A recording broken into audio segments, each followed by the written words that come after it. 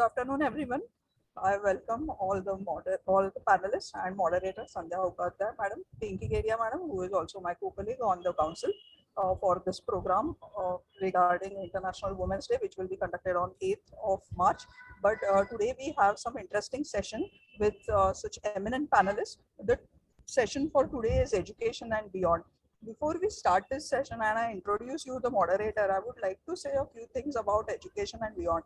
Just the other day, I was talking to Sandhya Madam about a TEDx show regarding education by Dr. Vilma. So she talks about how education is not related to particular styles like sensory, related to vision, related to auditory, but it is more of understanding what is the meaning of education, why we are learning, what we are learning. So I hope that a panelist today will also bring out this particular point as to what exactly lies beyond education and what learning is all about. What are the different ideas about education? I'm sure we have a very eminent personality, Sandhya Upadhyay, as our moderator today. So it will be my pleasure to introduce her. Sandhya is a CFO of Aditya Birla Sun Life Pension Management Limited and Aditya Birla Group Company. She is a finance professional with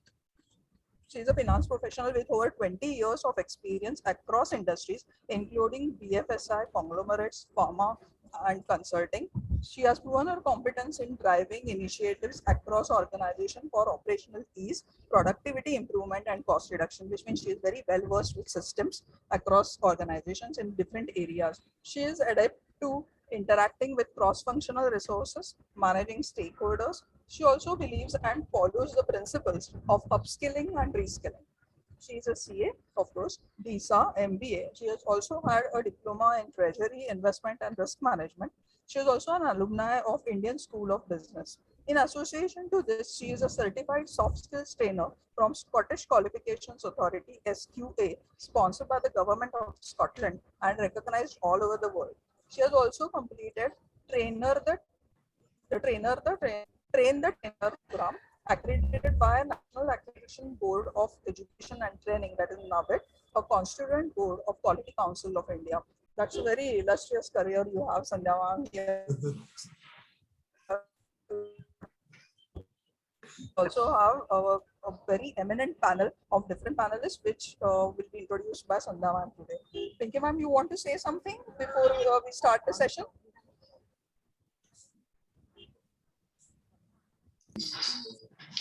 Yes, today on the occasion of Women's Day, we from WIRC make some initiative to take care of your health because we are neglecting our health.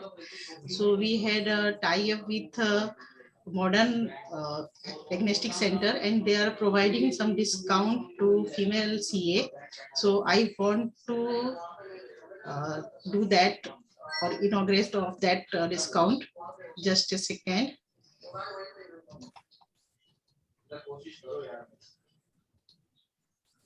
Yeah. So I will post in our different groups. So this discount is, are you able to see my screen now? Yes, ma'am. Yeah. So this discount is for all women. So MRP for super women and smart women, MRP is 3,000, but they are offering only in 499, and rest others are very much well discounted. For 12,000 we are to pay only 1,799, and for 9,000 we have to pay only 1,500. So I request all female CA to take maximum advantage because we ask them to take free home collection also if we are unable to visit the diagnostic center, collection center. So, and their collection center is Kajupada, Osibara, Sakinaka, Bandra and Belapur. Okay, but the number is given, they can come for home collection also. आजू-बाजू में sound बहुत आ रहा है, खुली ना थोड़ा बंद कर। मेरे सामने आजू-बाजू में? हाँ। Okay okay. मतलब किसी के यहाँ पे बोल रहे हो तो साउंड आ रहा है। Okay okay. एक second. Thank you, ma'am. Yeah, over to you, Sandhya ma'am, for next introductions and discussion. Yeah. Thank you so much, I think thank you so much, WRC, for having this initiatives. a very different kind of a program for Women's Day. And I think they have touched the core, the need of what is required in terms of real empowerment, what we call as. The eminent panelists we have today are actually the epitome of empowerment. They have strived hard. The continuous upskill and reskilling, which I see in their profiles, actually shows their grit and how they look at the aspect of learning and education. The importance of these factors is very evident from each one of their profiles.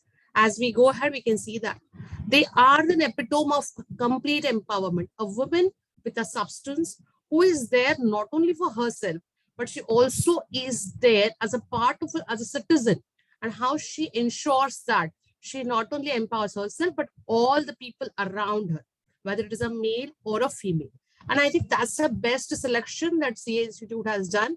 Heartiest congratulations for arranging this kind of a program. So I take this opportunity to introduce the speakers. I would first like to go with Dr. Priti Agarwal. Actually, I'm biased towards that because I think I am also part of IIBF. I did my diploma from there. I think that's the reason I take that opportunity. Dr. Priti Agarwal is currently associated with IIBF, Indian Institute of Banking and Finance, as a joint director, academics and training. She holds a PhD degree in business economics from University of Mumbai, postgraduate degree in commerce from University of Mumbai, FRM. She is an MBA. She is a CS. She has done a CS executive from ICS. She is MS Finance. She is a CFA, and she has done UGC NET in commerce. Additional certification achieved as postgraduate diploma in IIBF, postgraduate diploma in Treasury Investment and Risk Management, CAIIB from IIBF, and CFP from FPSB. With a total experience of more than 24 years in diversified field of banking, insurance, financial services, treasury, academics, corporate training, spanning across cooperative private sector banks, insurance companies, educational institutions, college and University of Mumbai in various capabilities. She is an author and has written 4 books: Risk Management, Foreign Exchange Management, Mutual Fund Management, and Portfolio Management, in addition to co-authoring a book on financial accounting. Her areas of interest are investment, portfolio management, financial derivatives, international banking, treasury management, and financial innovations. I welcome Dr. Priti. The next speaker today, the panelist today, is Mrs. Jayashree Venkatesh. She's a chartered accountant and a teacher by passion and profession. She has been working as an assistant professor of commerce at Neswadia College of Commerce for a decade. She has presented research papers and won the Best Paper Award at various national and international seminars. She is pursuing her PhD in area of financial literacy with special focus on women. Before entering academic, she worked in the area of statutory audit and direct tax litigation with reputed CA firm in Pune. She believes a good teacher should first be a lifelong student, that she keeps pursuing the course in interdisciplinary areas. Welcome, Jayashree. So here again, you share the interest, my interest of continuous education. I have been a teacher myself. I taught for a year, and I think I share the thought, a person has to be a student throughout his life. Learning never ends. So welcome. The next eminent panelist we have is Revati Kasture. Revati is a senior director at Care Rating and has a total working experience of 24 years with proficiency in area of credit risk assessment, research and strategy. She is currently heading the criteria and quality control team at Care Rating, responsible for strengthening methodologies and enhancing objectivity in rating. Interacting with regulators and contributing to policy formulation is also part of her profile. She has a keen interest in imparting knowledge and has been training faculty for care training in India and abroad. She has been a speaker at various conferences on bouquet of topics ranging from industry forecast to credit views on sectors. Many articles co-authored by her have been published in business industry journals as well as financial dailies. She has given views on topic subject on leading news channel like BBC World, CNBC, NDTV, etc. And also co-authored the course book for India's first certification course in credit analysis, Certified Credit Research Analyst Program. She's a member of ASCOM Committee on Development of Debt Market in India and NHB Committee on Rating of Real Estate Projects. She has also been a jury member of various awards in segments such as shipping, automobile, SME, credit challenges, etc. She is a merit rank holder chartered accountant and a cost accountant, and honored with Professional Achievers Women 2011 Award by Institute of Chartered Accountants of India, recognized as top 100 women in finance by AIWMI in 2018. She is a member of advisory board of Symbiosis Institute of Banking and Finance, Pune, and of advisory committee of Birla Institute of Management, Greater Noida. Welcome, Revati. So here, all the three panelists are connected to with me somewhere or other. With you being connected with Birlas, I think there again it is an interest. So welcome. It's my personal honor and privilege to welcome you guys today. We have a good panel of people who are joining, and I hope the virtual medium gives a lot of opportunities for us to create such kind of a program. So Pinky ma'am, with your permission, can we initiate the program, please? Yes, sure. And I request all participants to switch on their video, so interactive session can be done. Okay. So as a part of the program agenda, ma'am, what we have done is we have identified certain questions, what we feel, which are important from the topic per se. And we would be taking that questions and your perspective in each area. At the same time, I request the panelists, if they have any questions they want, they can please put it in the chat. We will take up the questions which are relevant to the topic. And even if you want to have anything which is you feel you want to understand more from our panelists, we can take it up. And I think we can go ahead. So with your permission, ma'am, my first question, which I would like to pose to all three of you, what does upskill and reskill mean to you? So who would like to start? I think the floor is yours. Yeah. Okay. If you allow me, I would like to start, talking about upskilling and reskilling with a small presentation. Sandhya, if you allow me, can I can I share my screen? Sure. I'll ask Mishra ji, can we give a presentation right to Dr. Priti? Yeah, it's there. It's available. Yeah. Actually, all the panelists have right to share their screen. Great.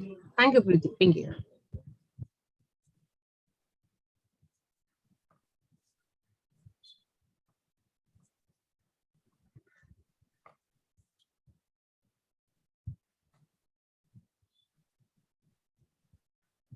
I hope my screen is visible to everyone. Yeah, it is visible. So firstly, I would like to thank you to the organizing team to invite me for such a beautiful session wherein there will be a good takeaways for me also. I will also be in the pursuit. I will also be learning a lot from such renowned chartered accountants and with such good industry experience, and all the dynamic ladies over here who are participating for this event. A very happy Women's Day to all of you in advance. So the topic of the day is education and beyond. And I, Dr. Priti Agarwal, having an experience in the banking sector from last 24 years, it has been more towards education. I would just like to share my views on this particular topic. I'll start with asking a small question to you all, I'd like to share a small story which can connect to upskilling and reskilling. As Sandhya has asked me that what is my perspective about upskilling and reskilling. So can someone tell me who is this great lady whose picture we have, which picture I have showcased on the screen? Can someone please tell me who is she? Anyone among the participants? Okay, I'll just try to cut it short. She is Florence Chandwick, who was born in 1990, and she was the first lady who had swimmed the English Channel in the year 1950. And then in 1952, she attempted to swim a stretch from Chalice Island to LA. That was a 25-mile stretch, and it was on a cold winter night. She decided to swim that 25 miles, in that chilling, cold. And she was accompanied by her coach and by her father, who were there on a lifeboat. And her father was also carrying a rifle with him, so that if there is any hurdles that come in her way, he will take care of them, because there are too many sharks in the ocean. So she started her job, and she almost crossed that 25 miles. She had, in 15 hours, she had crossed almost 24.5 miles. And she was just half mile away from her destination or from her goal. And then she immediately, he waves her hand to the lifeboat and says that I give up. I want you to pick me up in the boat. So it was really very shocking for the coach and for the father, that why she is giving up when it is just half a mile away. Her destination, her goal is just half a mile away, and why is she giving up with such a great achievement which she will get through. So then they asked her that, are you sure whether you really want to give up? So she said, yes, I will not be able to move any further. So you please take me on the boat. So as she had instructed, so her coach and her father were forced to take her on the boat. And that is the end of her assignment, which she's tried to complete those 25 miles, though she swam for 15 hours in that cold, chilling night, but then she gave up. Then the next day, there was an interview which was organized to know, because people were curious to know that why she has left it halfway when it was just half a mile away. Her goal was, her destination was half a mile away, and she could have easily reached her destination.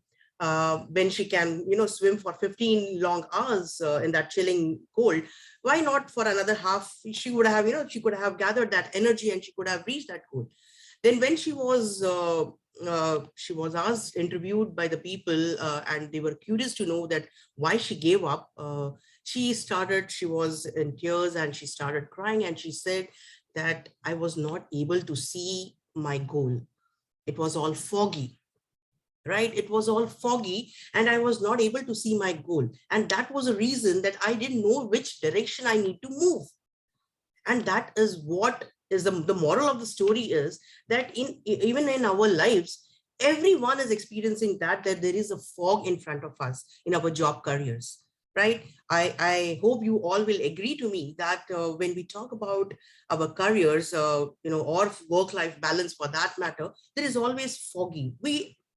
If I may ask every one of you that what is your job role, and where do you, where are you today, and where you would like to go, in the days to come, then if I may ask, what is the fog? What is the fog you are facing? What is your fog? So if, on the basis of this story, if I may put forth this question to all our participants, that what is your fog? Can you please tell me what is your fog, which will help me to, to elaborate on my view about upskilling and reskilling. It is about the uncertainty. If I look at the current environment, also the uncertainty, how we are going ahead with it, the business, whether they would be working, the management approaches, and when you're competing, there would be somebody, a male or another smart female. So there may be, as Sandhya has rightly said, I duly agree to Sandhya that yes, everyone is facing with this fog in this current pandemic. We are going through a very tough situation, tough time where people have lost their jobs. There has been pay cuts which they have experienced. They had to change their profiles altogether, because whatever was their core competency, they had to think out of the box and come out of it and do something which they were not that well versed with.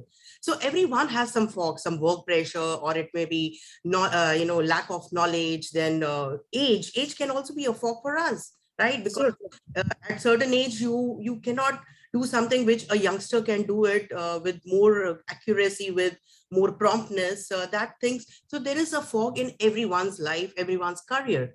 And that fog can be shred out only and only with some sort of some sort of upskilling and reskilling, which is very much required. Every one of us need to hone our skills so that we become relevant. Whatever we in the year in 80s or 90s, whatever education we have gained, that may be irrelevant, or they may have become redundant in today's age, right? The millennials, the generation Z or generation Y for that matter, they are much more tech savvy, they are much more knowledgeable, they have all the all the required skill sets, which we who have completed our educations in the year in 80s and 90s, which we may lack. So it becomes really very vital for all of us to understand that where do we stand, what is the way forward, what is the fog in front of us, which we need to shred it out with our upskilling and reskilling.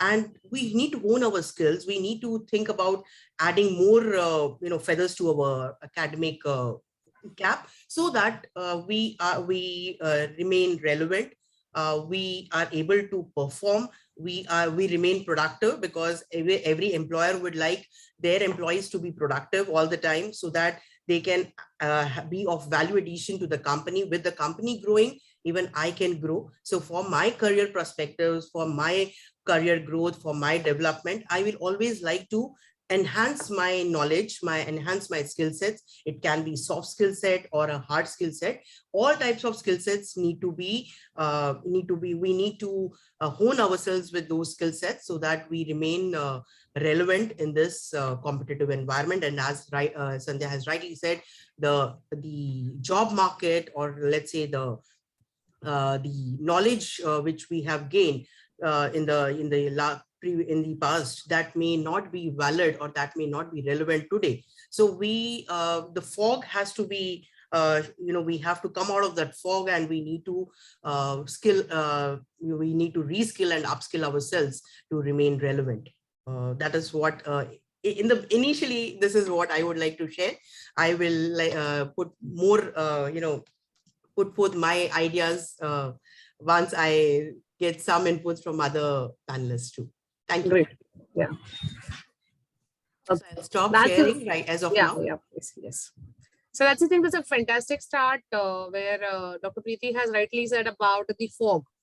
So the need of decluttering the fog is upskill and reskill for her.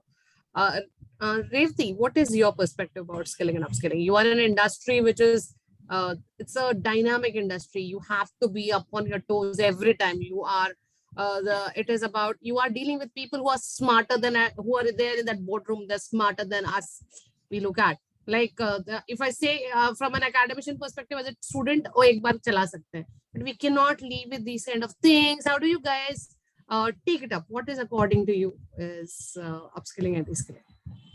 Yeah, so thank you so much, Sandhya, and very lovely start to the session by Dr. Priti. So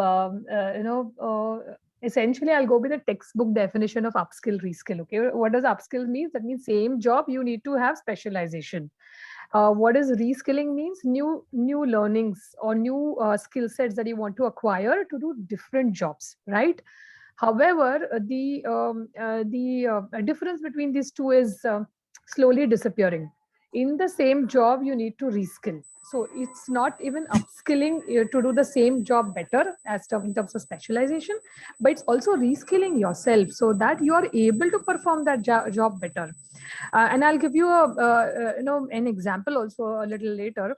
What's happening today is that the environment in which we operate is changing drastically. Not only the economic environment, the connectedness that we experience today in terms of India versus global, but also the way businesses are done or conducted. Very simply put, you used to earlier go to your bank branch to update your passbook. Tell me the last time you visited your branch. Do you even remember probably where your branch is located, or has it changed its location?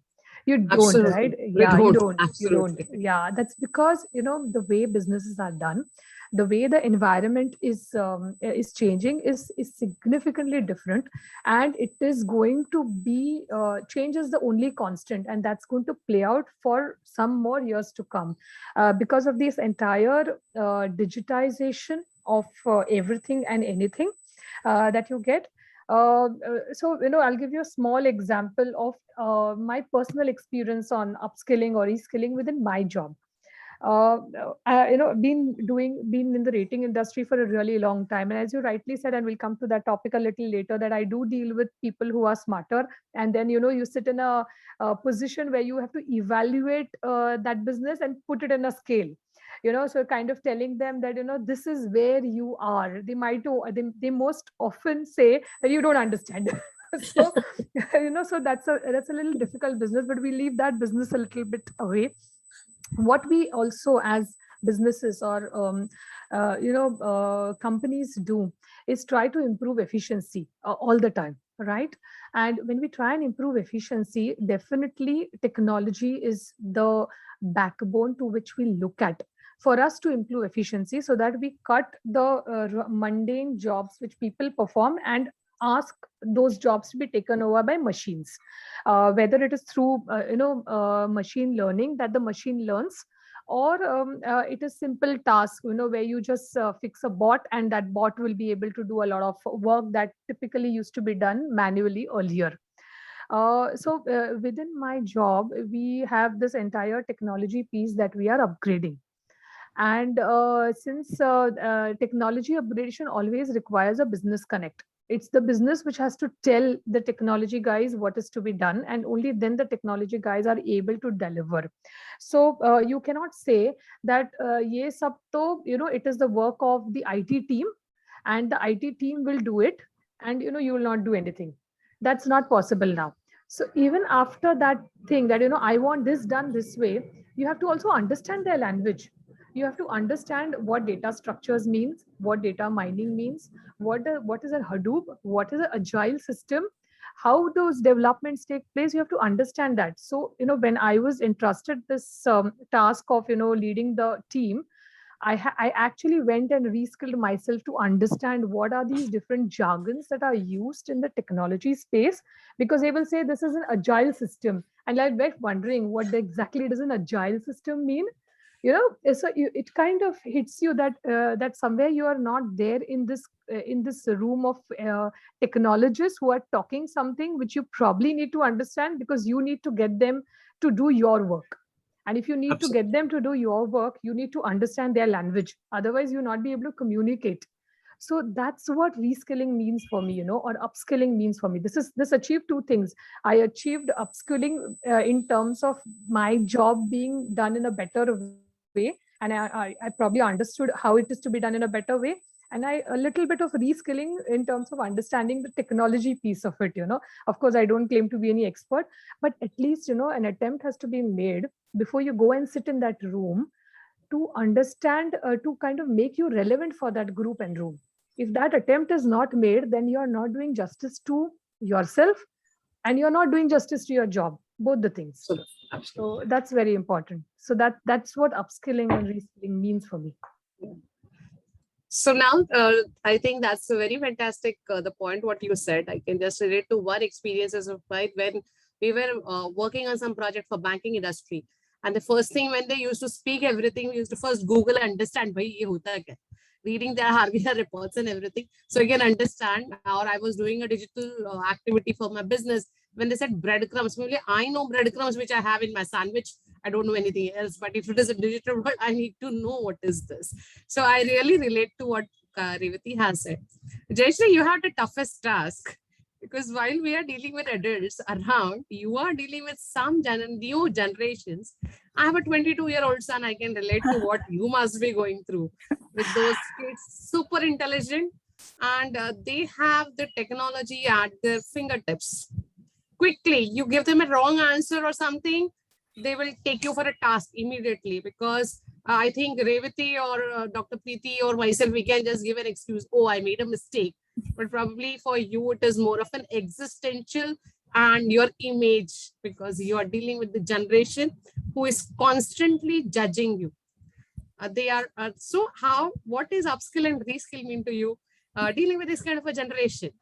Yes. And your professional. Yeah. Yes. Thank you, Sandhya. You actually spoke my mind, and somewhere I read a quote, like they say teaching is like walking in a park. Just the difference is that that park is a Jurassic Park, So that's exactly how you feel, because with every new crop of students, there is a different mindset you're dealing with. There's a different level of intelligence you're dealing with, because like we can see every year the cutoffs are only going higher. Yeah. Okay, so sometime back there was a cutoff in our college where it was 85, and then now it's 86, and then in no time it's 90, 92. Everybody is getting over 90%. So definitely, in terms of information, they are very well informed. Knowledge, like you rightly said, is at their fingertips, and that's where upskilling is like literally a daily job. Like every day, if I'm not reading and going to the class, I will not see the students again in my class. So, and that's the biggest embarrassment for me as a teacher. When I don't have students in my class, there's nothing I look forward to really in my life.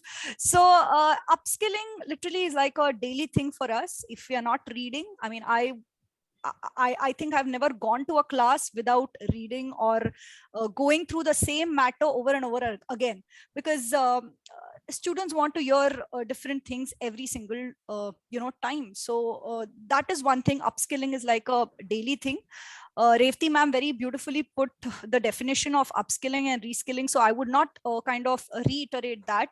I would directly move on to how upskilling and reskilling happens personally with me in the field of academics. I think that is something which would be more relevant. I'll move to reskilling part. I just spoke about upskilling. Now I'll give you a classic example of how reskilling really worked in my field. So like we all know, a couple of years back when COVID had just started, all of us teachers were confused, because until now we were not used to the online teaching model. Okay, though of course MOOCs platforms and so many other things were still there, but we weren't really a part of it, or we weren't well versed with the online teaching pedagogy. So we all had a tough time moving from what we were traditionally doing to this whole new world, I would say. But I really took it up as a challenge, and I did some courses online on how to create good e-content, and how to record videos, how to use chroma curtains, how to do editing, how to use softwares. And in no time I was able to get a hang of it. I felt more confident about teaching, and students too loved it. They gave me very good feedback. So that's where my reskilling happened, where the whole pedagogy changed, and the whole environment was different, and the functioning in that environment was completely different. Another thing also what has happened post COVID is that, or in fact in this digital world, is that the role of us as teachers has changed from traditional teachers to more of a facilitators. So today, like you rightly said, information is at the fingertips of students. So they don't want to hear more of informations, because they already have an overload of it from everywhere. So what they want more is us to be a guiding light, to be a motivator, to be a counselor when needed, to show them the right path, and to help them collate all the information they have. Because they might, I mean, I have so many students coming to me with like, ma'am, I've seen this, there are these 10 courses, which one should I do? So I think that's our role, because today with MOOCs platform becoming so popular, there are teachers from Ivy League colleges who are teaching the same subject that I am. So definitely students are exposed, and in fact UGC has now allowed so many universities to offer online degrees. So very soon the traditional chalk and talk method is going to become irrelevant, and already the role of teachers in this new world has been reskilled to the role of a facilitator. So That's very nicely put up, Jayashree, about the role of a teacher has been moved to a facilitator, and I think this is relevant even for those in corporate world or those in other areas of domain, where those who deal with teams and the kind of controls we have. We do not have a direct controls because we are not influencing their performance appraisals, or we are not holding their marks or something.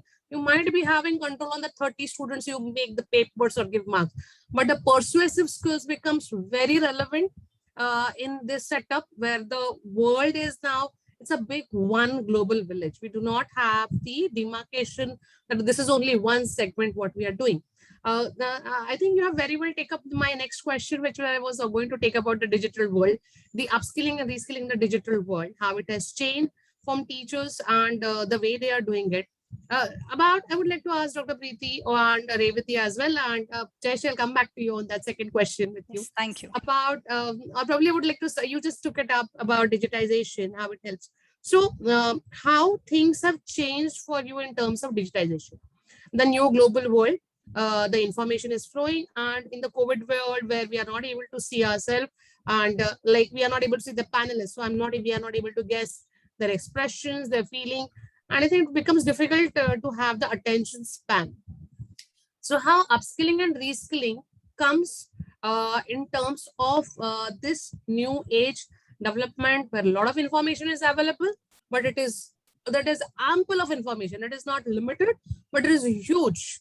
So identifying the right set of information, what is relevant? Relevancy becomes a very critical word in this current environments. So how you guys are taking it up in terms of digitization, whether you guys have changed your working style, like Jayashree has rightly said, the way teaching from a chalk and dust, the classroom approach to this, they have worked on the content management, the day they are dealing with the people and everything. So how Revati and Preeti, you guys have taken it up and you guys are doing it differently.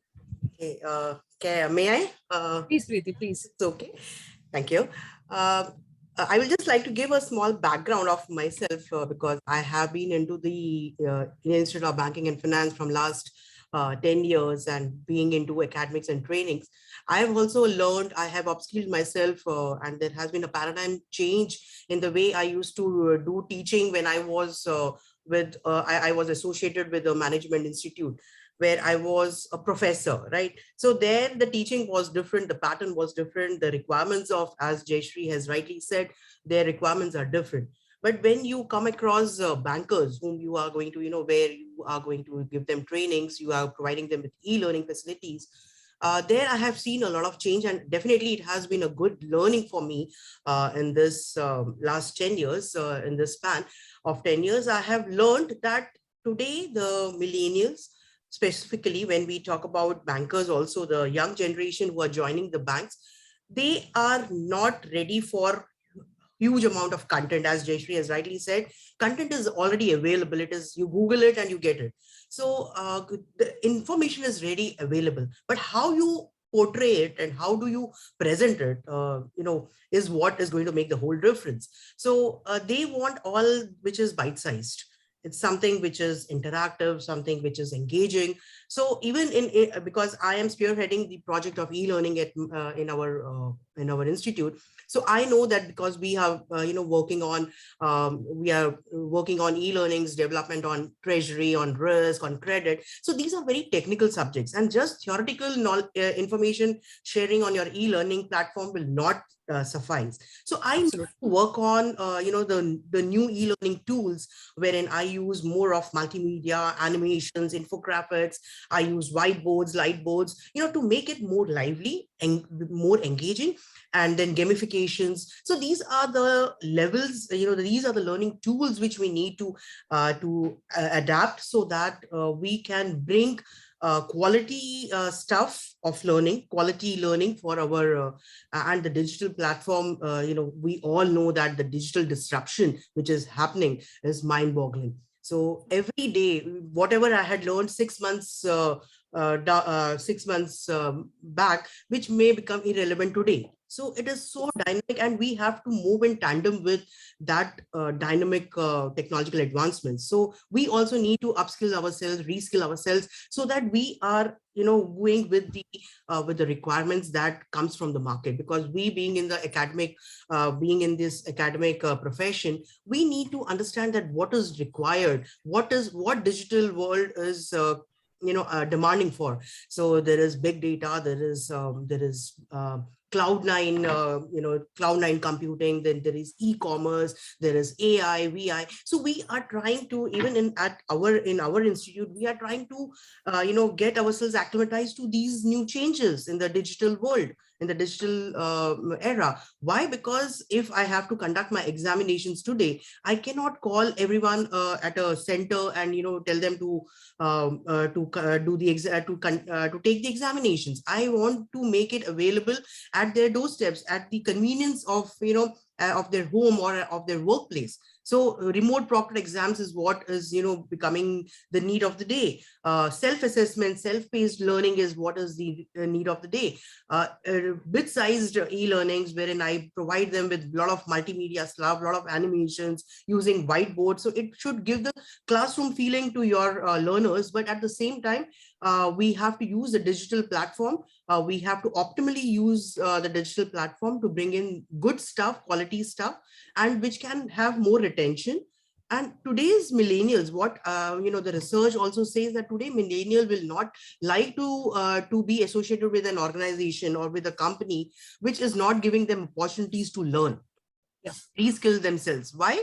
Because there was a research which was done by the World Economic Forum in the way back in 2020, and wherein they have very beautifully presented that today's generation, they want, along with security, they are not the one who is going to come in the morning at 9 and push back to their homes at 5. That is not what they are looking at, because that is not going to help us to sustain for long. Because if in this growing environment, in this competitive environment, if I have to remain relevant, I have to sustain my abilities, I need to hone my skills. I need to upskill myself, reskill myself. In fact, upskill is not what today is more relevant, but reskill is more relevant. Why? Because I need to, along with doing my current job, I need to do something else. I need to hone, I need to acquire that skill set to which, wherein I can, even if demand, if there is any job demand that comes in, I should be in a position to get myself acclimatized to the new environment, to the new job role. That is very, very important. Otherwise, we'll not able to survive in this competitive environment. Absolutely. What is my view? Because digital platform has a lot to offer us. The only thing is how we get ourselves acclimatized is what is going to make the difference. So Revati, question to you, because these are academicians, they have been dealing, you are dealing with people where there are a lot of Bloomberg routers, there are a lot of information available, and the way economy is changing, whether it is a Ukraine-Russia war and everything, the impact it is having.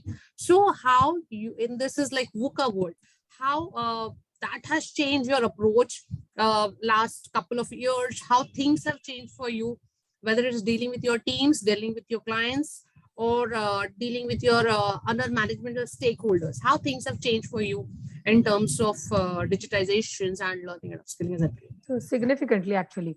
And you would agree with me, Sandhya, because you're also an industry veteran, that whatever used to, we probably do 6 meetings a day now, very easily and effortlessly. And otherwise, 3 meetings at different locations would be unheard of. So there are a lot of advantages that you have got for technology. Upskilling, reskilling to an extent, because you had to learn how to operate in Teams or Zoom or WebEx or any other platform that was being used by different people, and also navigate that platform and make optimum use of it.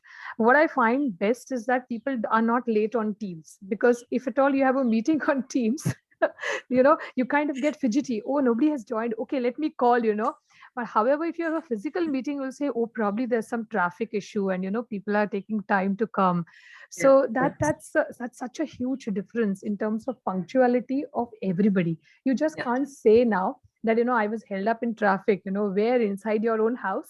So that's what, so this has significantly changed the way we kind of function.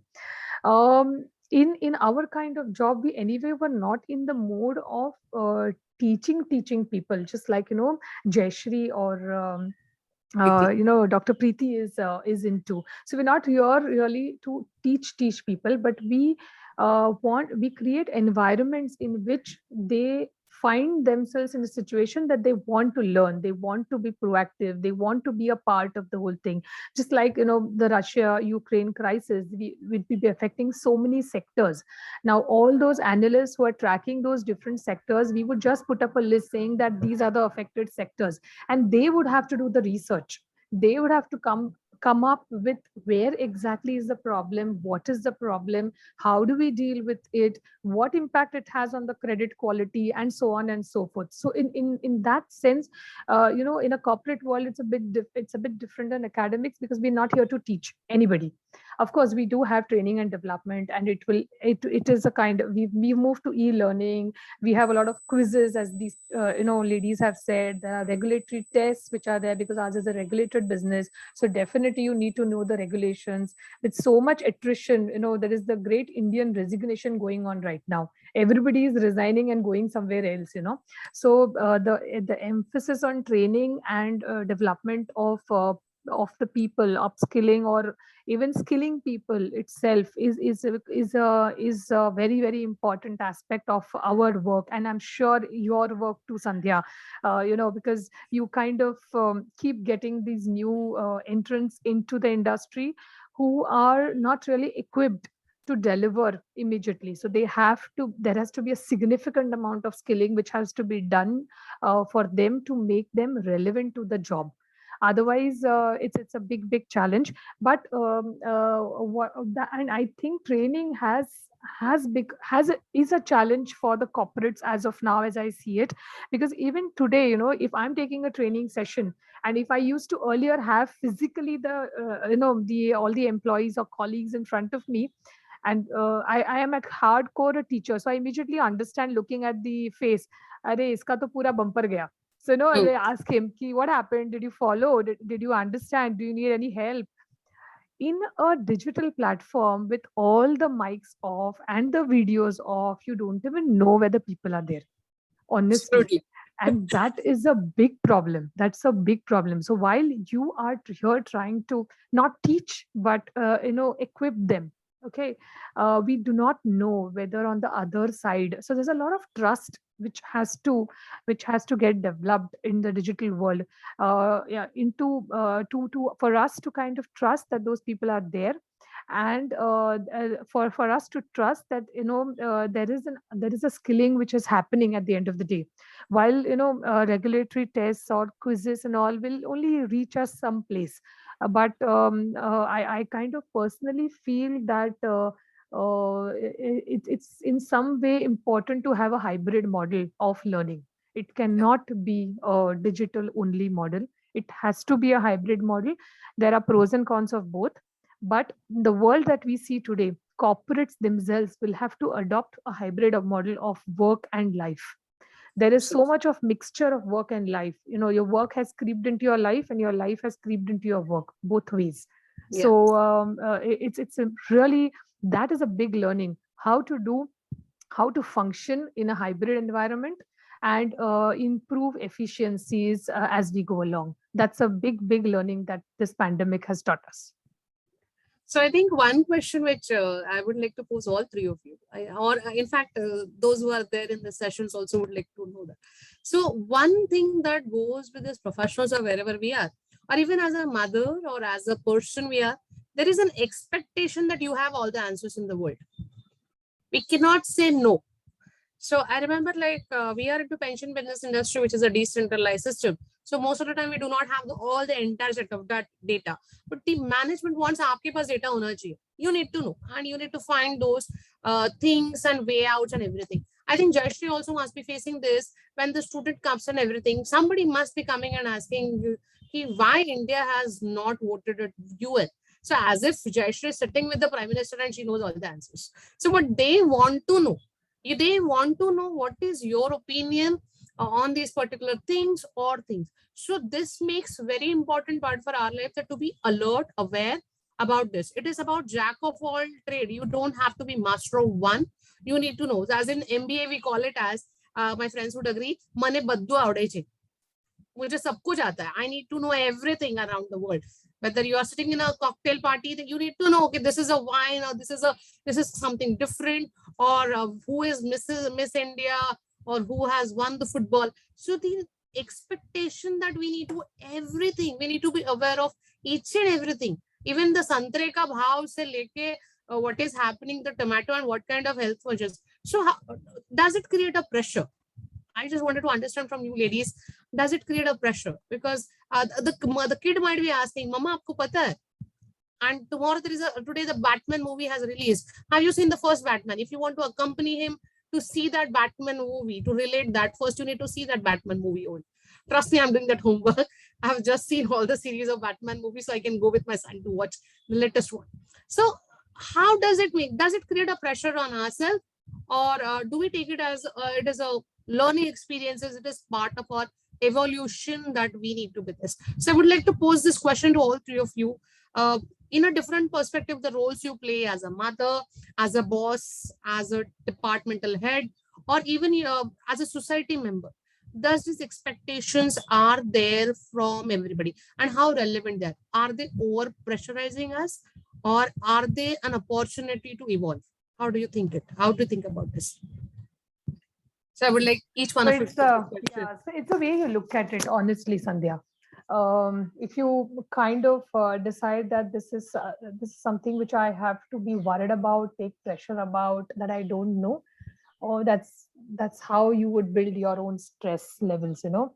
So while you're right, you know, there is an expectation because information is available at fingertips, and everybody thinks that everybody has read what they have read.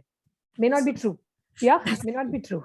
So you just at least the way I do it is that, you know, hey, I don't understand, you know, I don't understand. There's some acronyms that people use nowadays, a lot of those acronyms, and you're like, at least I don't feel shy in asking, you know, what is the full form, guys. so so I don't feel shy in asking that, because there is only so much that you can do. It doesn't mean that you have to let yourself into a complacency saying that, "Acha, theek hai, nahi aata hai, to kya hua?" I don't think that's the approach. But it should not be the other way around also, that, oh, I didn't know. How is it possible? I don't think that's also should be the approach. You should do your best. You should, that is important. You should do your best in the given circumstances, that this is what I can achieve. And this is what I know. If there are some things you don't know what to do. And in fact, it's a good opportunity to learn from others, even with your kids or your colleagues or your subordinates. A lot of times they have very good ideas, and those ideas have never occurred to you because you have not thought about it that way. So not everybody of us is endowed with the aspect of lateral thinking and or out of the box thinking. You know, you probably are conditioned to think in a particular way, and there are people who are who might give you superb ideas to deal with that same situation. Only thing, you should be able to open to listening to them. So I think it's a very good idea to be a good listener, and after that, you know, you can choose and pick areas which you want to now go deeper into and understand, and some areas you probably don't know. It's okay. I don't know which movie is releasing on this Friday today, because I'm not going to go and see it also. So it doesn't matter. ठीक है. But I do want to know what's happening in the Ukraine-Russia crisis and what's India's stand, because that's going to affect my work. So it's going to probably affect all of us in our life also. You know, so that's something I probably need to know. So you set your priorities and you kind of go with it. Absolutely. Jayashree, what is your take on this? How do you handle? Because you are surrounded by, I think, continuously there would be some kind of a thing. So this is an evolving experience or a pressurizer? I personally look at life in a very optimistic manner. So I would personally look at it as, you know, I don't really look at it as pressure on me, though probably I've learned through a lot of experience. But I mean, what I personally do is, people have expectations. Okay, everybody has expectation. Our parents had expectations from us. Post marriage, our extended family has expectation from us. Our spouses have expectation. Our kids have expectation, and we too have expectations towards them. But one strategy which I found successful to be dealing with all this is to set boundaries, that this is what I can do and this is what I cannot do. You may expect anything from me, but this is it. Beyond this, I cannot do. Like Revati ma'am has very beautifully put it, like, she said, if you don't know, you don't know. We just have to accept it and move on, and the people around us have to accept it. So that's more on a personal front. I mean, to set borders where beyond which people stop expecting from you, because you've stated it very clearly. Secondly, when it comes to work and the expectations that your higher ups have from you, so I feel those are more like a challenge. So in fact, my principal used to, in fact, she's my mentor. I mean, she's retired now, but the principal of my college really had so much expectations from me the early on in my career that I used to push myself really hard. And today I see myself reaping the benefits of all of that, because had she not had those expectations from me, probably I wouldn't have pushed myself. I wouldn't have believed that I can still do these things, and reached a certain level in my own career, or my knowledge path, or different things. And as far as students are concerned, now with students, one thing that I have seen that works is if they see that you're genuine, they don't really come and trouble you. Because I know the same set of students who just to trap a teacher come with a set of questions and harass them in different ways. But they don't do that. Luckily, they don't do that with me, because I think it's best to be genuine, because for different set crop of students, different things are cooler. And if you start matching those things, then it's tough. Of course, to add that little element of fun and relaxation in the class during a classroom discussion, I do ensure that I'm, at least well updated with what the students are doing these days, because otherwise they feel academics only very boring. They're after all college students, especially the first ones. They want some fun, and that's one thing that I do, that's just for them, just to make the class more entertaining and nice. But beyond that, I also, many a times, if I don't know something, I simply say, I'm sorry, I don't know this, but I'll probably read up on that, and next time we can have a discussion. And then they're very happy to accept it, as long as it's sincere and genuine. So I think that genuinity is a key with students. Great.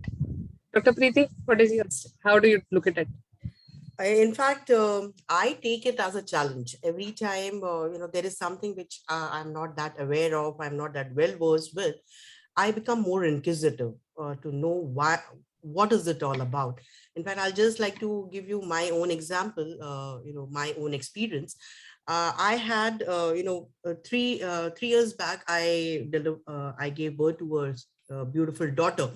And it was after 15 years of gap. My first son was born 15 years before I delivered my daughter. And the expectation which my daughter has is very much different than what, because definitely it is a different generation altogether, and the demands are different. So there were many things which I started doing the same way which I did it for my son 15 years back, and I did the same things. But then I realized that these things are not working for her. And thanks to YouTube, that it has been such a good tutor, that I have spent sleepless nights to understand what today's generation, today's kid, today's kid, what is their demands, what is their requirements, what type of motor skills they need, and how do we bring out something more engaging for them. Because they have come during this pandemic time, when they were stuck in the 4 walls of the house, and they cannot go out, they cannot mingle up with friends, they have to be only with their families.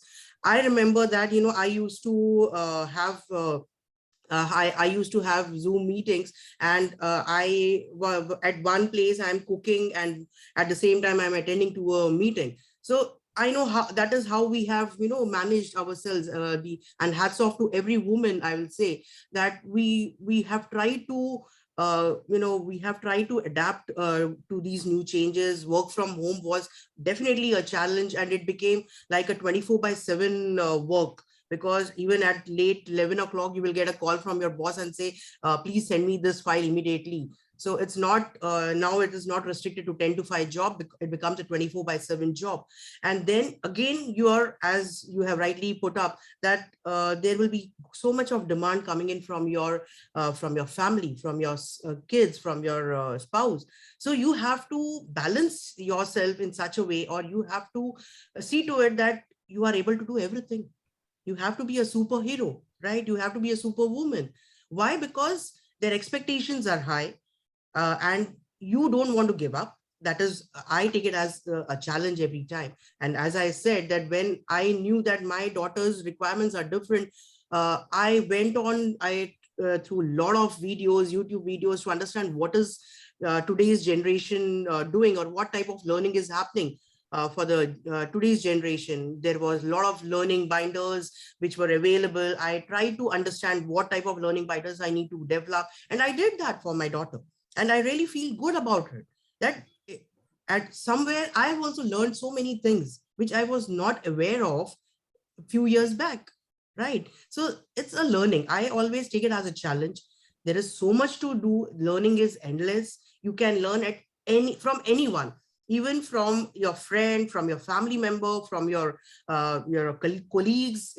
Anyone can give you some good piece of, even your children can give you a good knowledge, good piece of information, which you might not be, aware of. So I always take it in the positive stride. I always, strive hard to thrive hard to learn, because I know that change is only constant, as Revati ma'am has already said this, that change is only constant. And if we have to remain relevant, we have to keep learning all the time. And I always take it as a challenge. I never give up.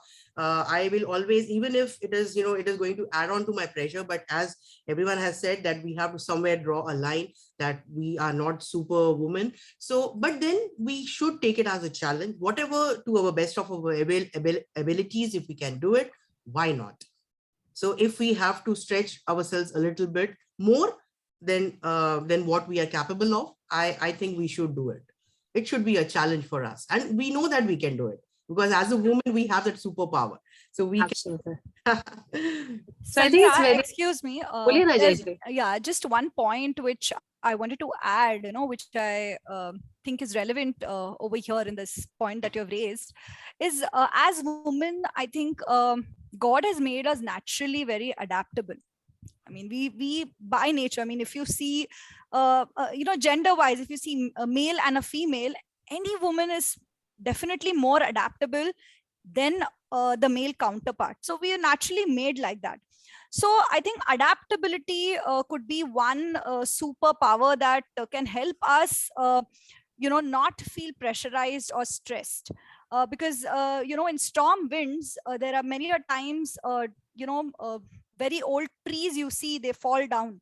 But small shrubs and reeds, which actually, move with the wind, whenever there's a stormy wind, if you observe the small shrubs, the grasses, they'll move with the wind. And that's why they're never uprooted. So adaptability, I think, is a key to help us stay away from stress and pressure as much as possible.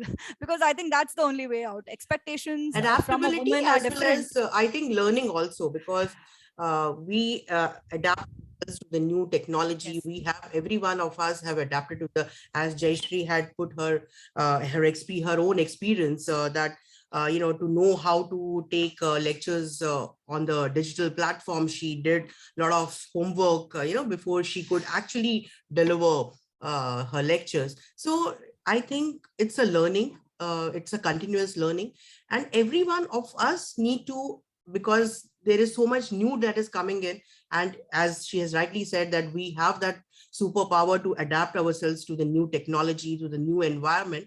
So the learning we should never give up the learning. That is what I will like to, that is my submission over here, that learning should be constant. You have to continuously learn and learn to learn. That is what is the funda. In fact, even as an employer, you have to observe your employees. You should understand what is their learning requirements, what type of, where do they lack, and where can we bridge in that gap? Because the learning is, as I said, it is not only in the classrooms nowadays. It can be everywhere. It can be Absolutely off the job, right? So Absolutely. even the employer needs to understand, they need to do a good research on understanding the training need. They have to do a training need analysis, and they understand what is required for each and every employees of theirs, and how will they provide them, and what is the ROI of every training program. That is also very, very important.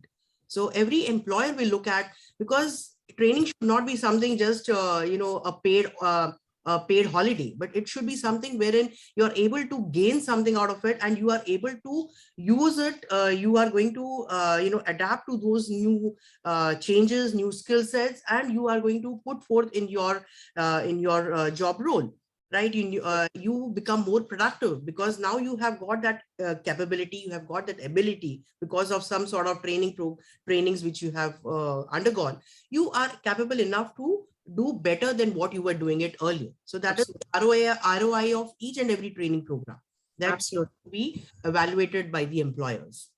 I think that's fantastically put up by all the three panelists. I think the point what is very relevant, which Revati said, is about the relevancy of the factors, that how relevant it is for me whenever we decide that this is certain thing which I need to do, whether I want to watch a Batman movie to understand or spend time with my kid and more connect to him.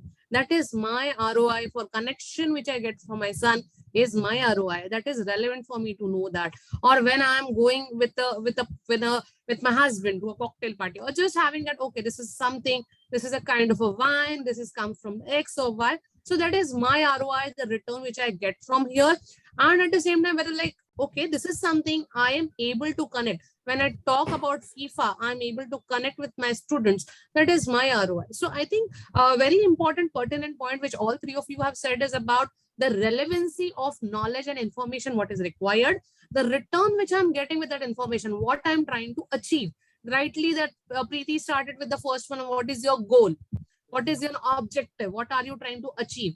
And what are you getting out of it? And at the same time, I think the very critical point, what everyone has said, is about, if we don't know, it is very humbly being honest. That trust, what Jayashree rightly said, is about developing a trust and saying, okay, I'm not aware of it right now, but I'll come back to you. So the resilience of coming back with that kind of an information, or putting an effort with that, so that we are doing that homework. It is not about this is something like this. It is only that what I'm going to do. Making yourself relevant, making yourself part of that thing. So it is pushing your envelope in the race. It is not being standing separate. Okay, I'm not going to learn. I have just done CA. So my CA that, or my qualifications that books I have read, I am not going to see what is a different thing. So I think that is something which is we all need to aware. And at the same time, the very important point which Revati put is about not pressurizing yourself. And this is the key. While we are evolving, we are getting our knowledge, the pace what we set for ourselves, and not getting bogged down. Oh God, I don't know this.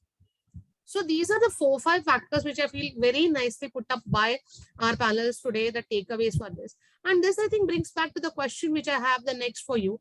Many of the females, now we are doing Women's Day, and as most of you are aware, would look at those having kids and everything, that women take sabbatical, and they pursue the degrees, they have their qualifications, and then they take sabbatical because they think they will not be able to do justice, the feeling that my kid is being left alone, or I have to do this kind of a thing. The priorities they decide for themselves, and after some time, when the kids are growing, they want to come back in the field again, in the profession or degrees. So does break means an end?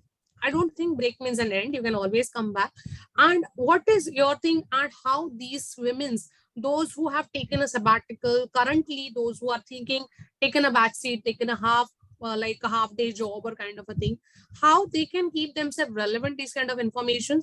What is your take on this about managing or juggling things, how they can keep themselves relevant, and what are the efforts they need to do so that when they come up, they are up to the mark with the industry? Because age might have passed and they would be competing with the youngsters who are very much more equipped, knowledgeable, and then it becomes a difficulty. So how do we, how do you prescribe or advise them what they need to do, or takeaways for them, what they should look at in this perspective? Revati, I would like to start with you. Yeah, okay. So I have been a comeback person, you know. So I had Great. taken a yeah. So I had taken a break of 5 years when my son was born, and it was a difficult pregnancy. So I couldn't continue my work at that point in time.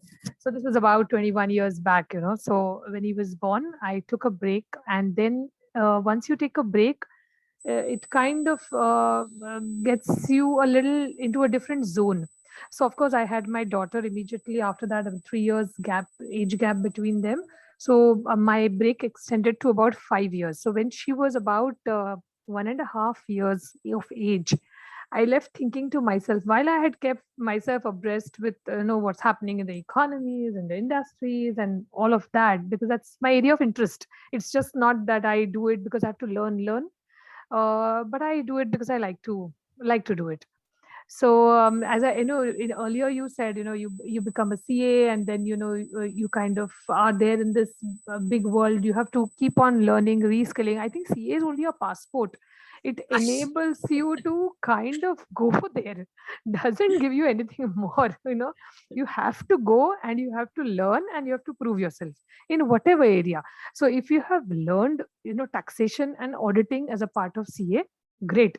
But when you go out and do auditing and taxation related work, that's a world of difference. You have to still work around your way around that. In finance, it's totally different. We're not even taught that. Okay, so as I was saying, and I'll give you a personal experience. So about 1.5, my daughter was 1.5 years, and I decided that I used to do this visiting faculty in different management colleges just to keep my brain alive. Otherwise, it will be very tough. And it's a personality trait. A restless person. So I want to do something which is even beyond what is today what I'm doing. Okay. So at that point of time, after 5 years, I decided, okay, let me at least look around whether I can get some opportunity.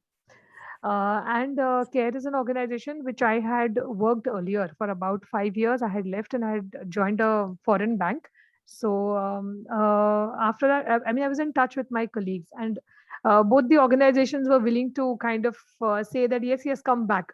But I decided no foreign bank, Baba. It's like morning 8 o'clock to raat ko 9 o'clock. Enough. I can't do that. So I decided let me look at a rating agency, which is again a very stressful job now that I realize it. But at that That point, was good one. Now you realized it. yeah, too late. But but the point is that you have to be very, very disciplined if you have to make a comeback. There is no doubt about it. You have to be relevant. You have to be in touch with the topics that you are going to go and work for. So if it's going to be auditing taxation, then you have to know what are the latest regulations with respect to that, what's happening in that field. If it's going to be finance, if you're going into an pension fund or an insurance company in the investment side, you need to understand how is the credit quality going, how are the industries doing, how are the companies doing, so on and so forth. If you're going to let's say an academic field, then you need to understand what are the newer ways of teaching and engaging with students. So in any line that you want to or wish to go for, and it's not necessary you go back to from where you came. You can definitely decide based on your choice and the constraints that you devise for yourself, or the constraints that you're faced with, because each person's life is different. Some of us may have a good support system at home, some of us may not, may have to rely on third party resources, or ayas, maids, whatever, to kind of manage a lot of work at home. Some of us may be blessed because you have parents or in-laws who do that for them, who are there as a backbone. So depending on what your situation is, you have to assess, and then you have to decide which area, which field I'm going to get into. After you decide that, you have to definitely very sincerely um, upskill for it again, because you cannot be complacent that I have done this before. What's the great thing about it? It's easy, I can do it. No, the world changes. Things move on. In fact, when I joined back my organization, my colleagues who were in the organization, still in the organization, and the level at which I joined in, obviously there was a difference. The reason being that I was not working for 5.5 years. So don't have expectations that the industry is going to wholeheartedly accept you and give you the same position that you would have been if you would have continued. That's a wrong expectation. That cannot happen, because you have taken a break. So there is some amount of compensation that you have to at the beginning agree to when you re-enter the industry.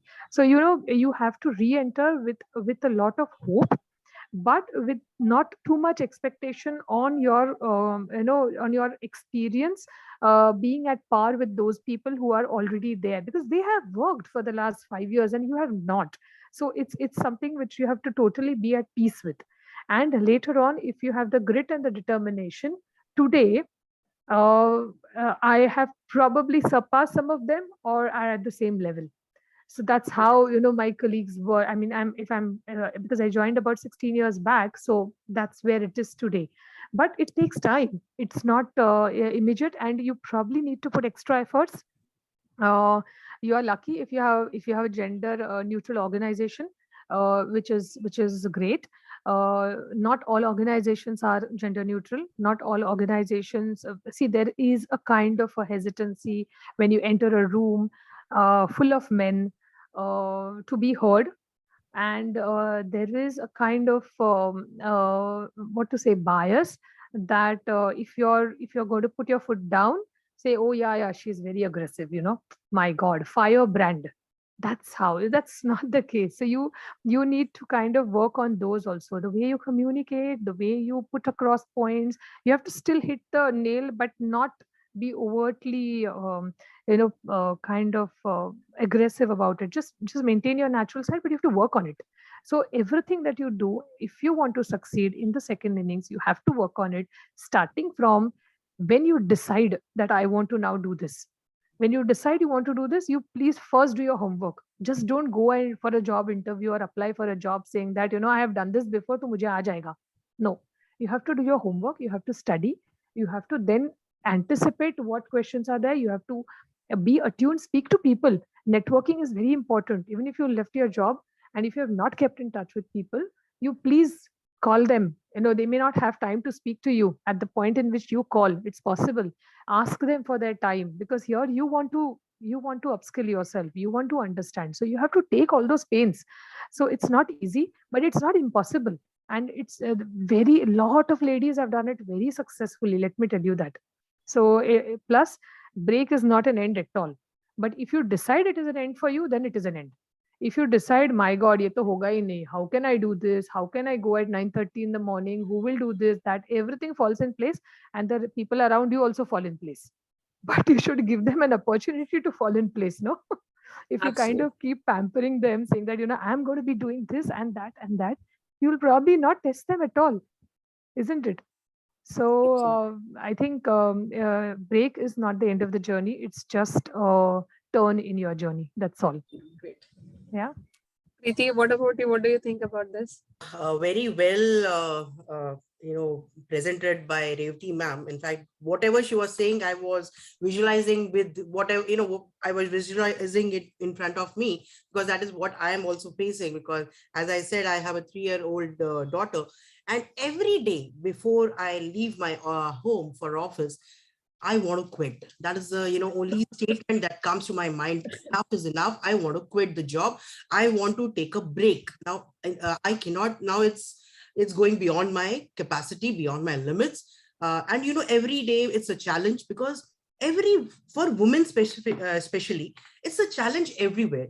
You have to prove yourselves in every role which you are going to play, whether it is, it is in as a mother's role, or in the office, as she said, if there are organizations which are gender biased. So even in my organization, they say, "Arey, you people, ladies have their own, whole problems." So they also, while absorbing new people, they always prefer that there are more men, who are appointed. But because thanks to the knowledge, the what you can say, the skills which ladies have developed, they really remain more relevant, and they are more outstanding than the men, and they don't have any other choice but to absorb ladies more than the men. See, I'm not going for gender inequalities, but my point is that wherever we go, we have to prove ourselves. That is the biggest challenge we are facing. So if we give an excuse to our boss that, "Sir, today my daughter is not well," because men will never take a leave from their jobs. If it comes to, taking care of the kids, or if there is anything important in the family which has to be, which we need to attend, the men will be the last person to, give a nod for participating. It is always the woman who has to adjust herself. She has to play so many roles at one go, that at times it becomes really very difficult, and at times she gets confused as to what am I doing, and what am I I have to do. So it becomes really very difficult, and this question every day, I always, that comes to my mind before leaving the job, before leaving my home, that I should quit the job and sit at home, take a sabbatical, be with my daughter, be with my son, because son is at a very, he's in the time when it's very crucial for him. He has to start his career. He has to, just completed his 12th, and he has to start his career. So I have to be there with him to support him in all ways. So every expectation is from the lady, right? From the woman, that which is not the same with the men. Even in the office, we, the expectations are high from the men, from the women. Why? Because they feel that, yes, you can do it. So yes, when we think of, not quitting the job, but taking a break from the job, because at times you have to quit your job also, because if they are not ready for giving you a sabbatical, then you don't have any other choice but to quit. And then if I have to come back, as Revati ma'am has rightly said, I have to rejoin after a span of 3 years to 5 years. There will be many more things which might have changed in the working environment, in the job profiles, which your employers are expecting out of it. So you need to walk an extra mile to get yourselves, get yourselves acclimatized to these new changes, these new skill sets, and then only you will become relevant. Otherwise, even after joining, you will feel that, I don't know this, I don't know that, which the same people who were your colleagues 5 years 5 years back, they must have reached to a different level altogether, and their skills must have definitely been better than what you, because when we are in the home, I can share this experience of mine. Even during the COVID situation, when we were doing work from home for the last 2 years, we have realized that there we are expected to do both the jobs in a very in an effective manner. You have to be a mother also for all the time, and you have to be an employee also all the time. So we have to manage ourselves in such a way that we are able to prove ourselves in both the roles. And even if we take a break from any of the roles, it is not going to work for us. We will have to walk an extra mile, get ourselves acclimatized, get ourselves reskilled, and then only will become relevant for the society. So, and I feel that academics, as it is, academics is my passion. Even during this 2 years of lockdown, I gave myself a target that I need to complete my FRM, whatever may be the case, I need to complete my, so I did that. So that is how, you have to create your own targets. You have to give yourself a benchmark that, this is a benchmark today. I have to, I have to create my own, I have to move to that ladder to, I have to, move ahead to such, and I have to keep recreating my own benchmarks. So it becomes really very, very important. And even if there is a break, I think that is after rejoining, it is a new beginning for you. And we have to take it in a positive stride. We have to, if, as Revati ma'am has rightly said, we have to put in some more efforts, we have to do it. And I think we are capable of doing it. Thank you. Jayashree, what is your take on this? Yes, it was wonderful listening to both the other panelists' discussions. I personally believe a break can never be an end. In fact, it should not be the end for anybody for that matter. The only time you break is when we actually break in our minds. Okay, so once we, like Revati ma'am said, like when she had nothing to do, just to keep her brain alive, she started taking up visiting faculty, which is now each person needs to, I tell this to my students that before you decide on what you want to actually do in your life, you need to actually sit and introspect what are your genuine curiosity and passions. And based on that, you choose a career path. And having done so, life is usually a little smoother because you're like both of them, like Revati ma'am just said that she just loves reading about economics and banking. So it's like, it's not even like work to her. So similarly, I feel the whole, whatever path we choose, or whenever we decide to choose a career path, it's the best if we sit and introspect rather than just taking up anything which is hot just because investment banking is, high paying or it's more, cooler. It doesn't mean that you go for it. Many of my students, I see, no potential in them for the field of banking, but they want to get into Goldman Sachs just because it's an investment bank and, it's more cooler to be working in a place like that. I say, no, after few years, you're going to be stressed. You're going to be worked up because as you progress in age, you're just going to be having more and more of things happening in your life. So you need to at least choose a career which you really like. So choosing a specific knowledge. So when you choose a career out of your own genuine curiosity and passion, you develop a specific knowledge which is very specific to you, because if it can be trained, if somebody can be trained for it, you can be replaced anytime. So it's very important that we do all this thinking very well in advance, so that by the time we are in a career age, we are already kind of set. So I would like to share my own personal story like my other panelists have done. So I too was working with a reputed CA firm in Pune for about 6 years. I worked there.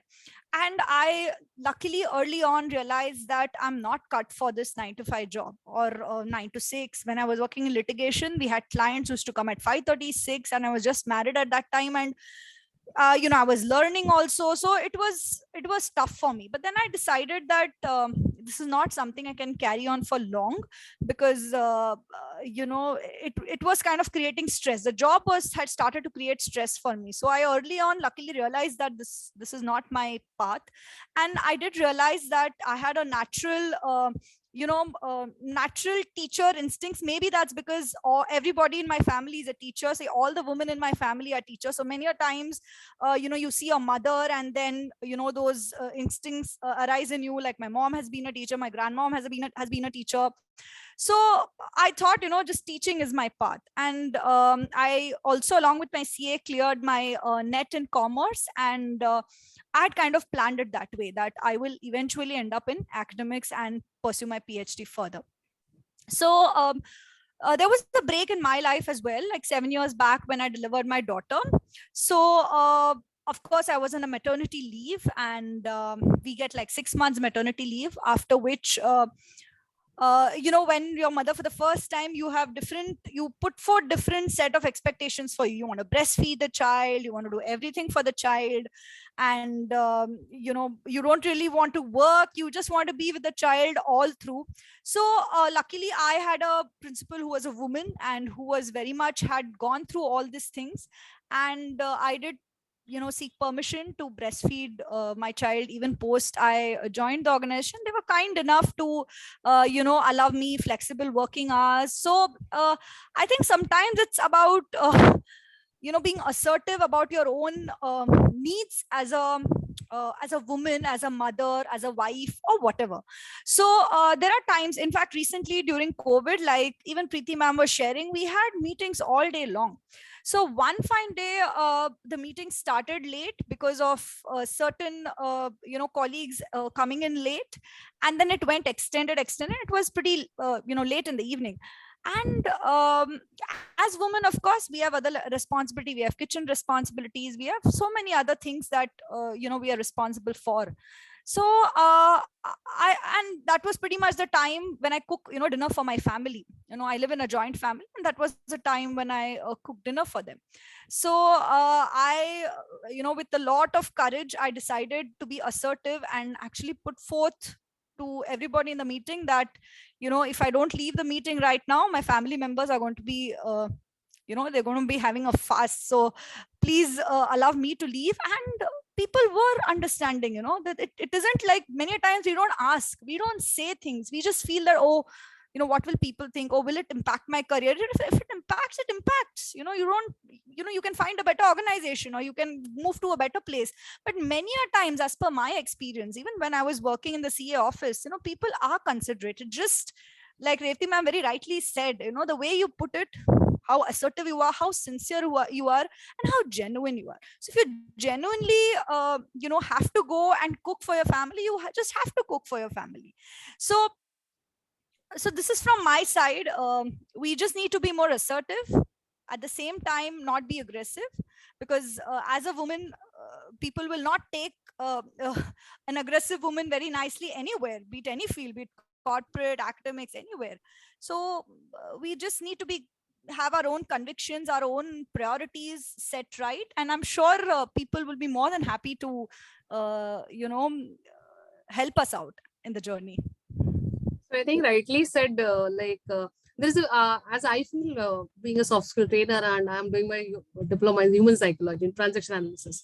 So there we learn a theory, the very thing that there's a very thin line between assertion and aggression. Very thin line how we communicate. So at times, suppose if the tone and tonality changes it and the emotions cloud yourself a communication, it becomes assertive, aggressive actually. And assertive, you are able to manage that. So I think the very nicely put by Jayashree that we need to be assertive. Revati also said it that we need to be assertive. And I think the assertion is not just at the corporate level or the organizational we are doing it, but also with our families. Like Revati was very clear that I'll be coming back into this organization or my career after a break or something. So that is her assertion. That family also collaborates and put it. I come from a joint family. I'm from a UPED family, so the culture is completely different. So when we have to be very assertive and we tell them, okay, this is a job, this is what I love to do, and when they see the genuinity and the passion in what you do and your interest, and when I think the management comes easily if we are clear in our thoughts at what we want to achieve. And Jayashree, as you rightly said, that I don't want to be into practice, or you said, no, I don't want to have that 9 to 9. I want to do this. As Revati said, I don't want to be into the investment banking 9 to 9. So I have been a professor myself in a college, but for me, that was not giving me a job satisfaction. I was more tired. I'm very passionate about teaching, but I get really tired. Hats off to you guys who keeps on teaching. So I'm okay to work or in a project or a business model or a financial numbers, but so it is my passion. So I think be true to yourself, be genuine, and putting your thoughts very clearly, whether it is to your family or whether it is to your corporate or anybody you're dealing with.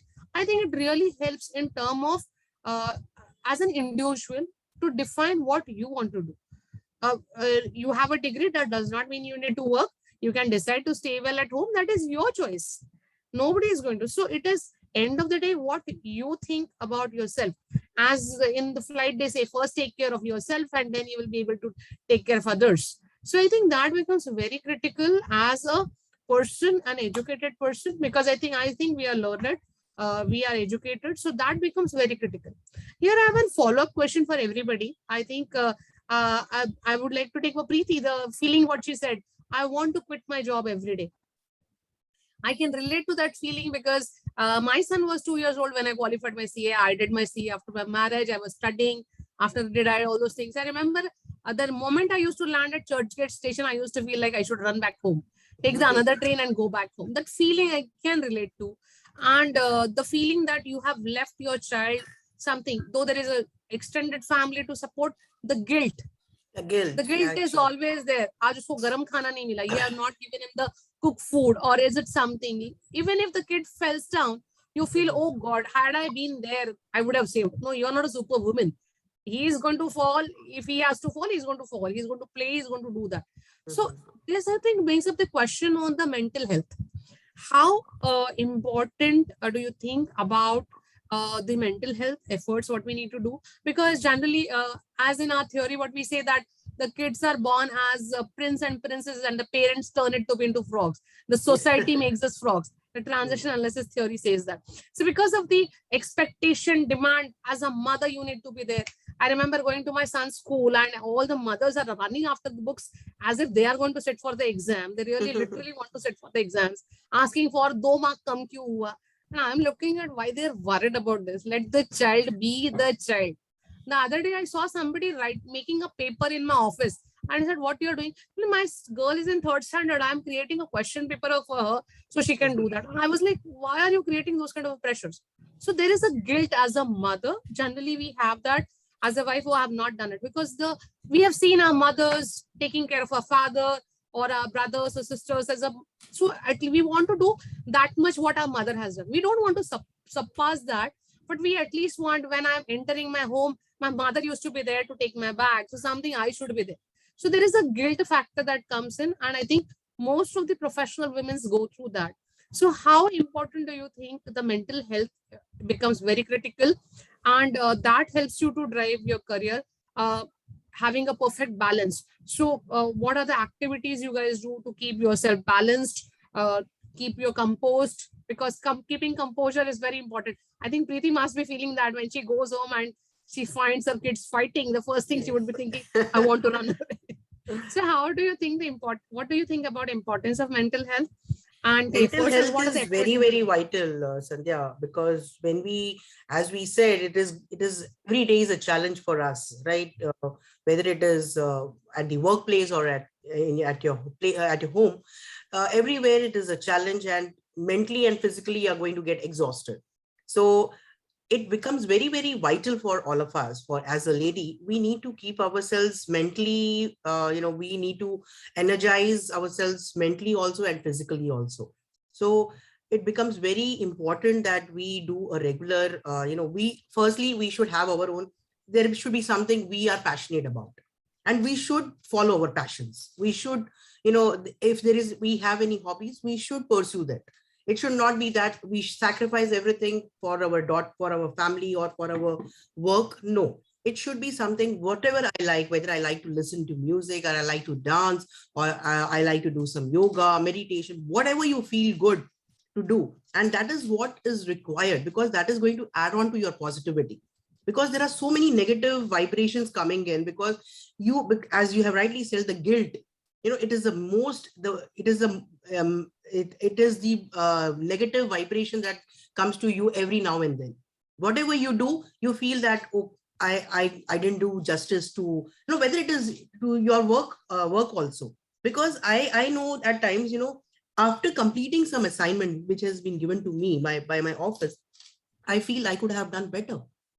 I have not done my 100, I have not given my 100%. Or even for that matter, for the family issues or for my kids, if I have to do something for them, I feel, I have lagged. So, this is something which I could have done it better. I think you must have felt even agar usko boom. marks kam aaya that, oh, you would have given, we start blaming had I ourselves. given half an hour more, he would have done better. So even, when your child doesn't score well in his board exams, or he in any competitive exam, you start blaming yourselves. We are very, very, we are very cool to do that, because that is because of the guilt. And even at the workplace, we are emotionally, we are not that strong. And that is what is required. I will always request all our ladies that we need to be emotionally strong. Their people are there to pull you back, and they will take undue advantage of your, of your problems, of your hurdles. So you don't give them that comfort. You have to see to it that you are mentally and physically strong enough to face any type of hurdles or any type of difficulties that come your way, whether it is to do with your profession or whether it is to do with your families. You should be capable enough physically and mentally. And for that, we have to live to our passions. We have to, whatever hobbies we have, we should pursue that hobbies. We should do exercising is very, very important. We should exercise at least morning, half an hour we should give to ourselves. We should pamper ourselves at times. We should go to a parlor, and get a spa done, or whatever best you can do, wherein that feel good factor will come. And that is going to energize you again. That it is as good as replenishing your own energy. So I want to, if I want to, do something good enough, I have to firstly become strong, means physically and mentally. And that can happen only if there is a feel good factor. And that feel good factor will come when you pamper yourself. So I think we should, along with all the roles which we are playing, we need to take out time for ourselves, pamper ourselves, do whatever we feel good about. Because in my case, I think academics is, I am very passionate about learning. So that is my passion. So I feel good when I do that. So whatever you feel good in, you should do that. Along with all your roles which you are playing, this is something which we need to work on, and we should pamper ourselves in the way we want to. Whether you want to go out and, go out with and chill out with your friends, or whether you want to go and watch a movie, or you want to listen to music, you should spare some time of the whole day for yourself. That is very, very important. And then only we'll remain energetic to to perform all the roles. Revati, what is your take on this? So going back to your question of guilt, I would say if wishes for horses, pigs would fly. So I mean, you can't kind of keep saying, that I wish I could have done that, then that would have happened. If I would have done this, then this would have happened. Who knows what would have happened? Whether even if you had have done it, it's possible that your child was not the first in class. Who knows? So I don't think you should ever go down that path, that if I would have done this, this would have happened. I don't think it's always I think we have a very bad tendency of making us central to everything that happens. We are probably not. So, that's very, that's very important. But we kind of think we are too much important. ऐसा नहीं होता है. It's, I mean, see, what I feel is that in order to navigate your life, okay, at every point of time, there is going to be a priority, right? So if today my child's education is my priority, then I would pay more attention to it than my work. And that's okay. If today there is a medical issue at home, then I would pay more attention to it than my work. That's okay. Tomorrow, if I have an inspection at work, I would pay more attention to my work than my family, and that's also okay. So at every point in time, you have to decide what is the single biggest priority, which is more, not more of a it kind of sounds like a strategy for a long term. It's more tactical in nature as you approach it, because every day you have to decide what is it that is today. I'm not saying put everything in the urgent bucket and only do urgent things. I'm not saying that. But what I'm saying is that prioritize your activities and do those activities which you think are today my priority, and this needs attention. This needs my attention right now. It's not possible for you to be at every place every time. I don't think that's possible, not possible for anybody.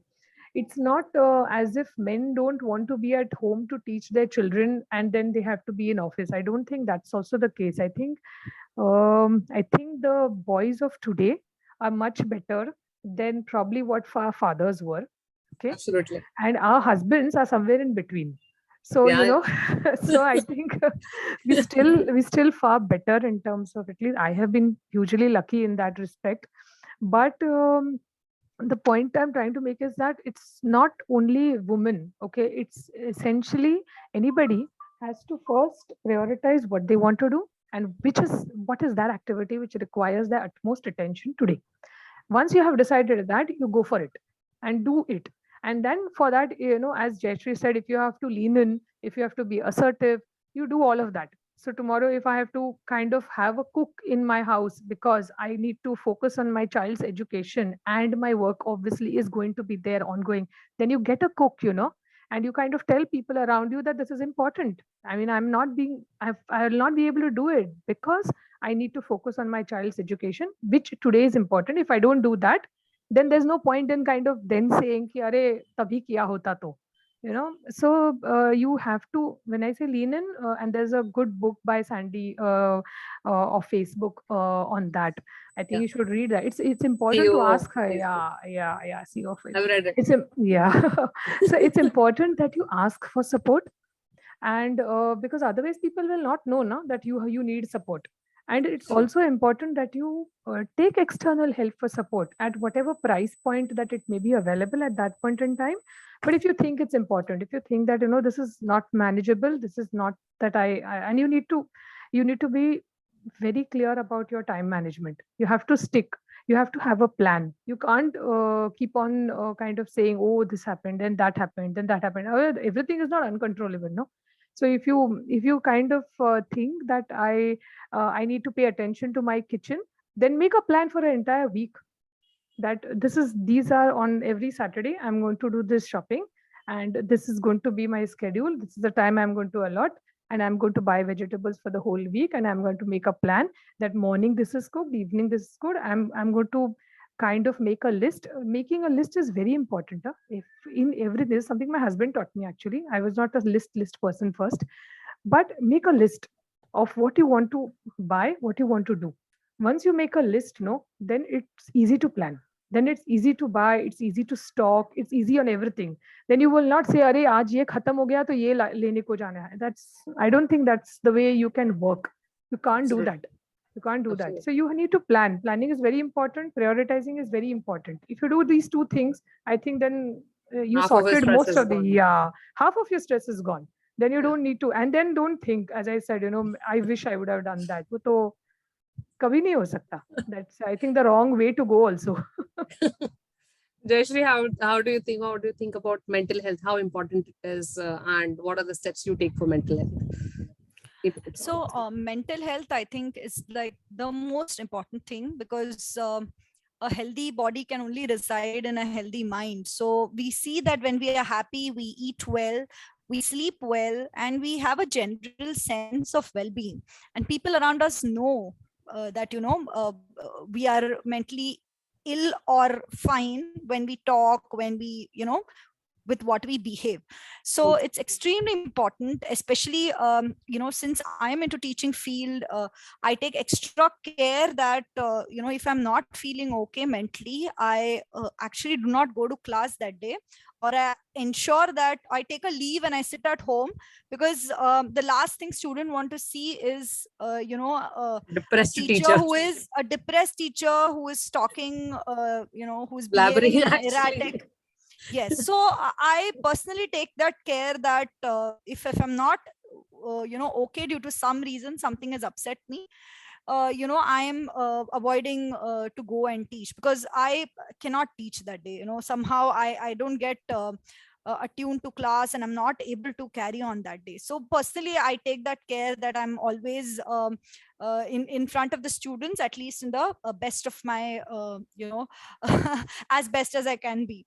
So as far as all of us have our ups and downs. Like to give you an example, suddenly when COVID hit, as teacher, especially, like I'm an extroverted person, and I love to talk. In fact, that's one of the reasons I chose the field of teaching, because you can just be what you are, and you have a young bunch of students all the time, fully enthusiastic, interacting with you, and you feel young all the time. So I just love doing what I'm doing. And that is, I think, the first thing to your mental health. Firstly, you should love what you're doing. Like you said, you too love teaching, but it kind of makes you feel I'm an exhausted, and ambivert. that's I'm an ambivert actually, so I get yeah, tired. probably it's, yes, possibly. And for me, when I don't have, so during COVID, it was like suddenly we're not going to college, we're not meeting students, and we've been doing that all the time. So it was a part of my life, going to college, being with students. So I don't think I've taken any day off just because I was sick or something like that, okay, from college, because I was like having a fever or a cold. Because even if I had a cold and all, I would go. And that's of course prior to COVID, when we were not that careful about cold and cough. So I would go and I would feel absolutely fine. So I used to love to go to college, and I still do. And suddenly COVID hit, and then we were pushed to online teaching, where like Revati ma'am mentioned, we don't know whether students are there, they're listening to you, and sometimes they're not responding. So it was a different thing altogether to me, because you're meeting people and then suddenly you're not meeting students. So what strategy I adopted is that since I was not meeting students, to keep myself, more alive and enthusiastic, I enrolled in a lot of courses. And it was not just the core technical courses of the field. Okay, I took up courses in gardening, I took up courses in ornithology, I did some mythology courses. So I did like absolutely different interdisciplinary courses, and I felt energized, absolutely, because it was something different that I was doing, and I was meeting different people from different fields. There was a different level of interaction happening, and at some level I could also interrelate all these things. So and then there was small things like, I used to sit in my terrace garden and simply watch birds and watch my flowers bloom, and try to learn the botanical name of plants, and how they react to environment, sun, how, what plant has to be kept in a semi shade. So there was learning happening, and then I was getting away from that vacuum that got filled because of lack of interaction. Okay, so I mean, you can say that I started interacting with nature. So so I think it's ultimately how you look at it. So today there are free courses available online, at your fingertips. So there is just no way to just sit like, and each one picks up what they like Preeti ma'am beautifully put it. You like dancing, dance. Just because a CA, nobody says you're not supposed to be dancing. You can dance. And about the guilt feeling part that you mentioned, uh, see, personally I feel we just feel that we have to be best at all, and it's not possible. It's not possible for anybody. Absolutely. Even our spouses are not the best of the husbands, or our in-laws are not the best of the in-laws, and neither were our parents the best of the parents. So Absolutely. we can't be the best of the parents. I don't think I'm the best of teacher. I'm not best of mother, best of wife.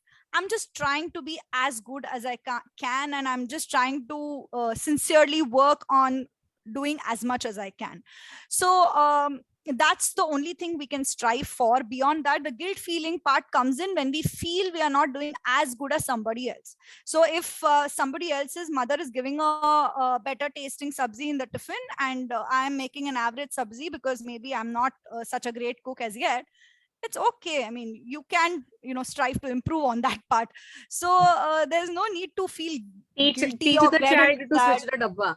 Teach the child to Yes, switch yes, the dabba. child will anyways learn that. Children will learn and adapt. So children learn and adapt. I think it's adults who take longer to come to terms Absolutely. with things. Absolutely. Like I still remember when after my 6 months of maternity leave, in the 7th month when I was actually going to work, I used to see my daughter, she used to nicely wave to me, and she seemed to be okay with it. It was just me who was getting into that guilt feeling. Children adapt. They have grandparents, they have other support, people who love them, equally, and it's okay. I think it's just that we feel we are not doing the best, and thus we get into that guilt, that it's a vicious cycle. You just start Absolutely. feeling guilty, you're not doing this. And I think Revati ma'am's point was something which is like the most relevant here, that prioritizing, you need to prioritize that, what is important and what is not, and then automatically that feeling of guilt kind of dies down, because you can be doing only one thing at a time. We just say multitasking, but if with multitasking, you're not doing good anywhere. So Absolutely. our mind is only attuned to do one thing at a time. So there is no question of work-life balance. If you're doing both together, you're doing average, more or less as best as you can in both things. Absolutely. So we need to be realistic and accept it, and everybody moves on along with us. So that's from my side. Great. I think it's very nicely put up that you cannot be at all the places. The guilt is something because we are trying to compare ourselves with something. We have put up a very high standard of something. So say if I have the high standard, and my mother used to open the door when I came in, she was not working. She was a housewife. So she was a homemaker. So she could do that best. She made very good subsidies, or I can't make it because I am balancing juggling. So I think I'm good at reading the numbers. So I remember when we were doing one of a project and we were working with McKinsey and all. So they are like different class of MBAs and all. So my boss said, you can read numbers better than they do. And I think that was something very good. He was himself an MBA, and we thought, at least personally, I thought that he was not looking me up to that mark, what others were doing, because we were deputed for this project and thing. So that is something very good, that what are you best at? It is not other, you cannot beat everybody. You cannot be compared with everybody. You need to prioritize what you can do best, and you need to do what you're doing best. And I think Revati has rightly put up that we need to have our plan of action so that reduces the stress. So I sometimes tell jokingly to my niece or everybody that the way you approach your office, the same integrity and the same alertness you need to approach your family also. Your kids are at time your bosses, and or your husband is at time your colleague who is waiting for to get an opportunity, or good kid is like, mama aapne ye nahi kiya. So they are there, or your in-laws are there putting all those, that daughter-in-law, she had done so well, and you are something. So that is, I think I have this theory saying that the way I approach my office, the same human psychology point of view, at least I should approach my family. No, that brings to me one question actually. We are professionals, we are chartered accountants. So we are most of the time behave in a set of a pattern, which is more, we called it as an adult mode. Like we are very much aware, we take care of our social life, or we are either a parent when we are in a parent stage something. The child within us is somewhere hidden. Like we feel guilty when we make a mistake, or watch a movie or a dance or something. If there is a dance floor, we are not the first person to break and go on the dance floor.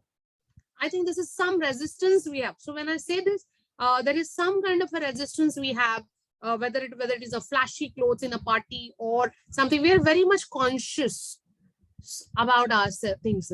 So what are the things you guys do to keep that child in you active, that helps you to balance? Because if we cannot be into that adult mode 24/7.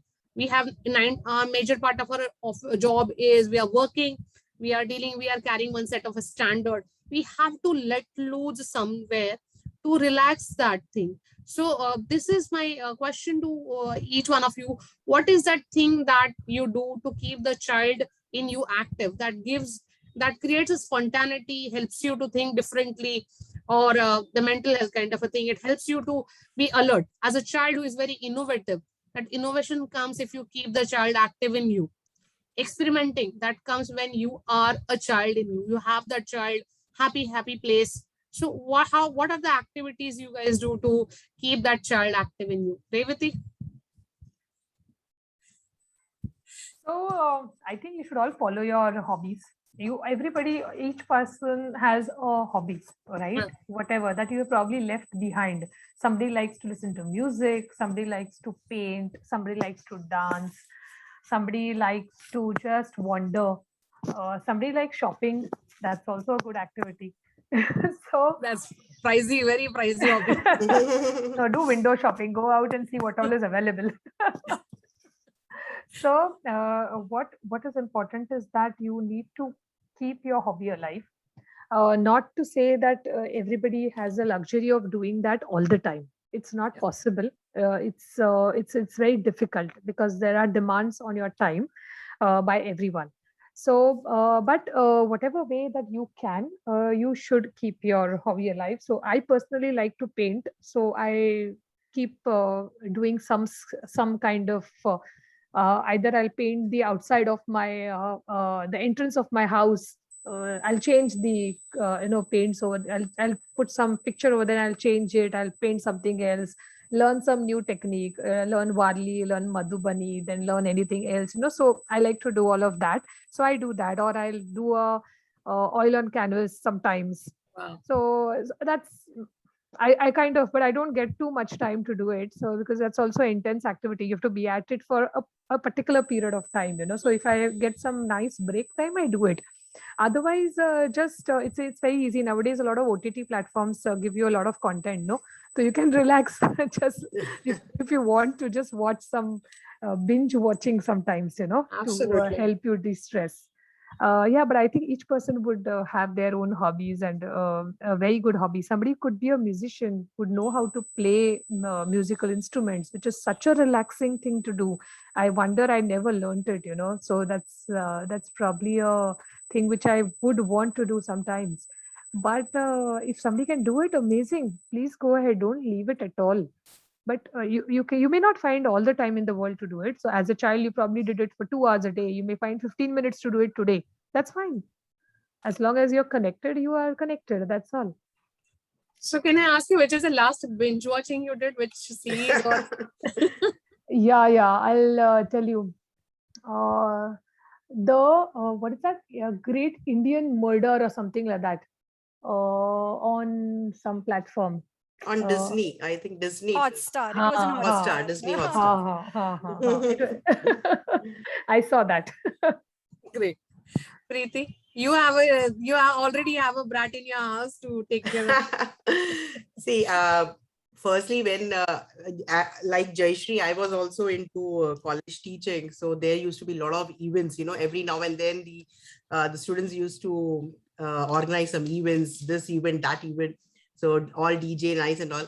So I think college teaching is something which make you, remain childish all the time. Absolutely. So Absolutely. you never realize what your real age is. I also remember that because 6 years when I was into hardcore teaching at college level. So, and I am very passionate about dancing. So whenever there used to be any DJ nights, the students used to look for me. That where is madam, where is she, we want her on the floor. So it used to be that way. And I used to really become, and we used to take them for, because as per the university guidelines, we have to take them for some excursions and everything. Excursions. So we used to take them to Manali or Darjeeling.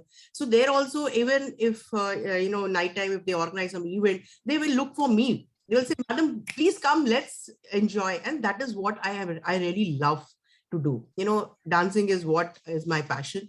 And now with my daughter, I am very, very lucky that my, I can say I have come back to my childhood life where I play with her, I go down with her, and I have become very famous among the kids now because I play a lot of games with them and say, auntie, let's play this, auntie, let's play that. So the moment I enter the gate of my building, they will, catch hold of me and say, auntie, jaldi niche aaye, let's play, So I think I'm really very lucky that I'm getting these opportunities to stay peppy all the time, doing a lot of childish work.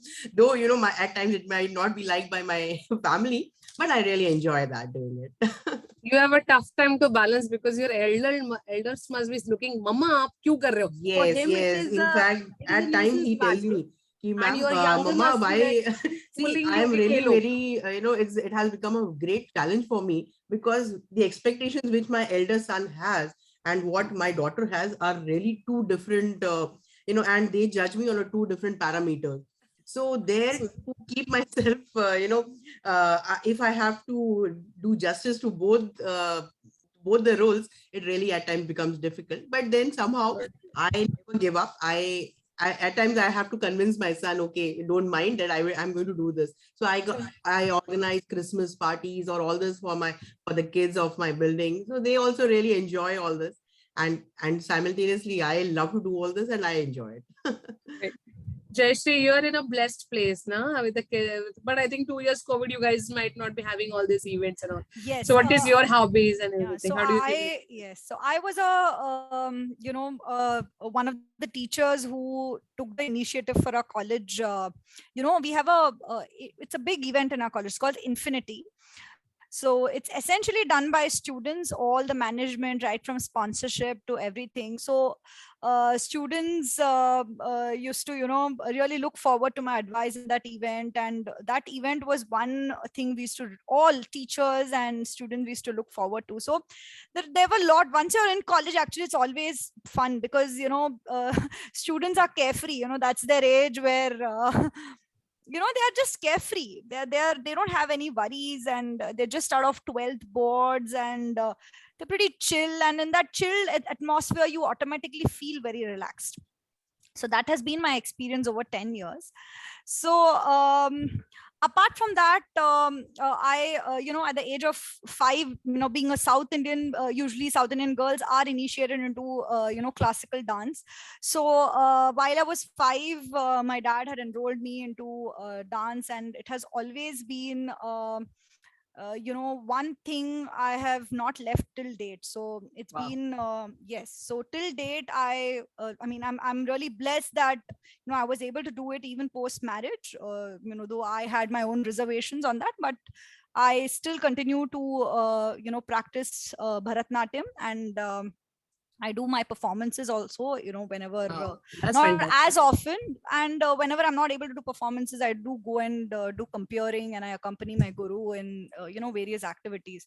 So that's something I reserve for weekends, and there's nothing else which can come in between me and my, weekend hobby, which I really, since I've been in the same city ever since I'm born in Pune, I've been in Pune, I'm married in Pune. So I've had that factor, which I've been lucky about, and I'm able to, be with my guru till date. So that's one thing. There are little girls whom I see there also, and with them I learn. So every class is a learning there as well. So weekends I do that, and. Of course, even like Priti ma'am, I have a little older girl than her. My girl is 7 years old. So with a child, you automatically become a child. So so they're so enthusiastic and full of energy that you have no other option but to try to match. We can't match, but at least try to match their energy levels. And you also mentioned about, I wanted to say this point at that time, in fact. So you said about the guilt factor, so many times I feel if we can combine a child's activity with our own kind of relaxation, it also helps to bridge that gap. So many times we feel, oh, we are giving time here, isse acha hum wo kaam kar lete. So I'll just give you a personal story, which happened with me. So it was 3 years back when I enrolled my daughter into classical music, because she was showing a general talent for music, and people at my home, the elders, they really insisted that probably we should just give it a try and see if she would pursue classical music. So I went, and I used to take her to the classical music class, and then it used to go on for an hour, and I used to sit there outside. So simply listening to the music, it was so relaxing for me. I felt, I don't know, maybe because I've learned dance, I could relate to it more better or what, I don't know. But then just simply sitting outside and listening to that music really made me feel very calm. And there was a certain sense of peace, after the class. I don't know whether my daughter used to, experience all that or not, because she's very young, but I used to feel refreshed, energized. Okay. So what I did is that in the next class, I went and asked a teacher that I understand that you're teaching like 5-6 year olds, and I'm quite old, but do you mind even teaching me? I don't mind sitting with them and learning. Is that going to be okay? And she was more than happy. So Wow, I that's did, fantastic. yeah. So I was like, why do I sit outside? I might as well learn. So I also enrolled with her, and my guru insisted that why don't you even give the exam? You also give the exam with these kids. I was a little embarrassed. I was like, no, I'm not doing this for the exam. I don't want certificate and all in this. I'm just learning it because instead of sitting out, I might, rather sit here. Hmm.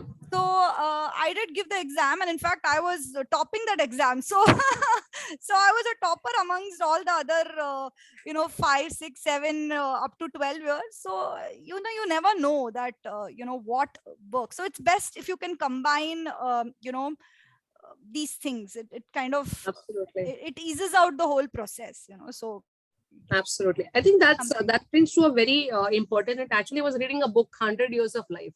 So the life expectancy has increased tremendously now. We never know that, like the earlier parents had around 75, 80, we are bound, like expected to live around 100 years. And after 60, we are retired. The organizations will tell us, Tata, bye bye, go home and decide for yourself. And our kids we have a nucleus family, 1 or 2 child. And I don't see these kids staying with us. We are the only generation who had been with the kids and the parents. I think the next generation would be more about themselves and everything. So it brings up to my question actually. Generally, females tend to say that they leave their after their career, they study and they get those degrees. They put in hard and efforts and everything, but they said, no, I will not do this. It is important. I will let go for things and everything. They decide to take a sabbatical and prioritizing their kids. And at times they, I feel, try to live their life with their kids, and they feel left out after some time when the kids grow up, because they have outgrown. They no need require you for doing things, and then you are like, what I'm supposed to do. That is a second chance they look at for themselves. But they feel that, okay, this is not my interest. I did my CA for my degree or something like that, or I did my XYZ course for my degree, but this is not my passion. So and there is something which we need to do, because we need to be relevant. And if the kind of financial status we are, there would be time where people will have to earn, work along for the financial stability, because the life expectancy has increased. So what do you think about the concept of having a vocation, which is an additional, which is a passion that helps you to drive revenue, but which is not age bound? It does not limit you that you can do this. So what do you think about the concept of vocation in this world where the life expectancy has increased, which actually asks you to think about yourself, work for yourself, go for, as Jayashree rightly said, that she decided to go for a singing class or give her exam. She's trying to do, Revati is learning paintings. So this is something will keep her busy and also gives you an opportunity to earn from it after later part of life. So what do you think about this concept of having a vocation? So if you have a degree in CA, that does not mean you need to stick to that. You can be in any other profession, any other quality which you can do it. So what do you guys, each one of you, this is a question for all three of you, the importance of having a vocation which actually helps you to generate revenue after, along with your subject, as they say, this is my business, this is my job which I do for my living, and this is my passion which I do it. So what do you think about having a passion or a vocation that helps? So this is a question for all three of you. How do you think in this current world it is relevant?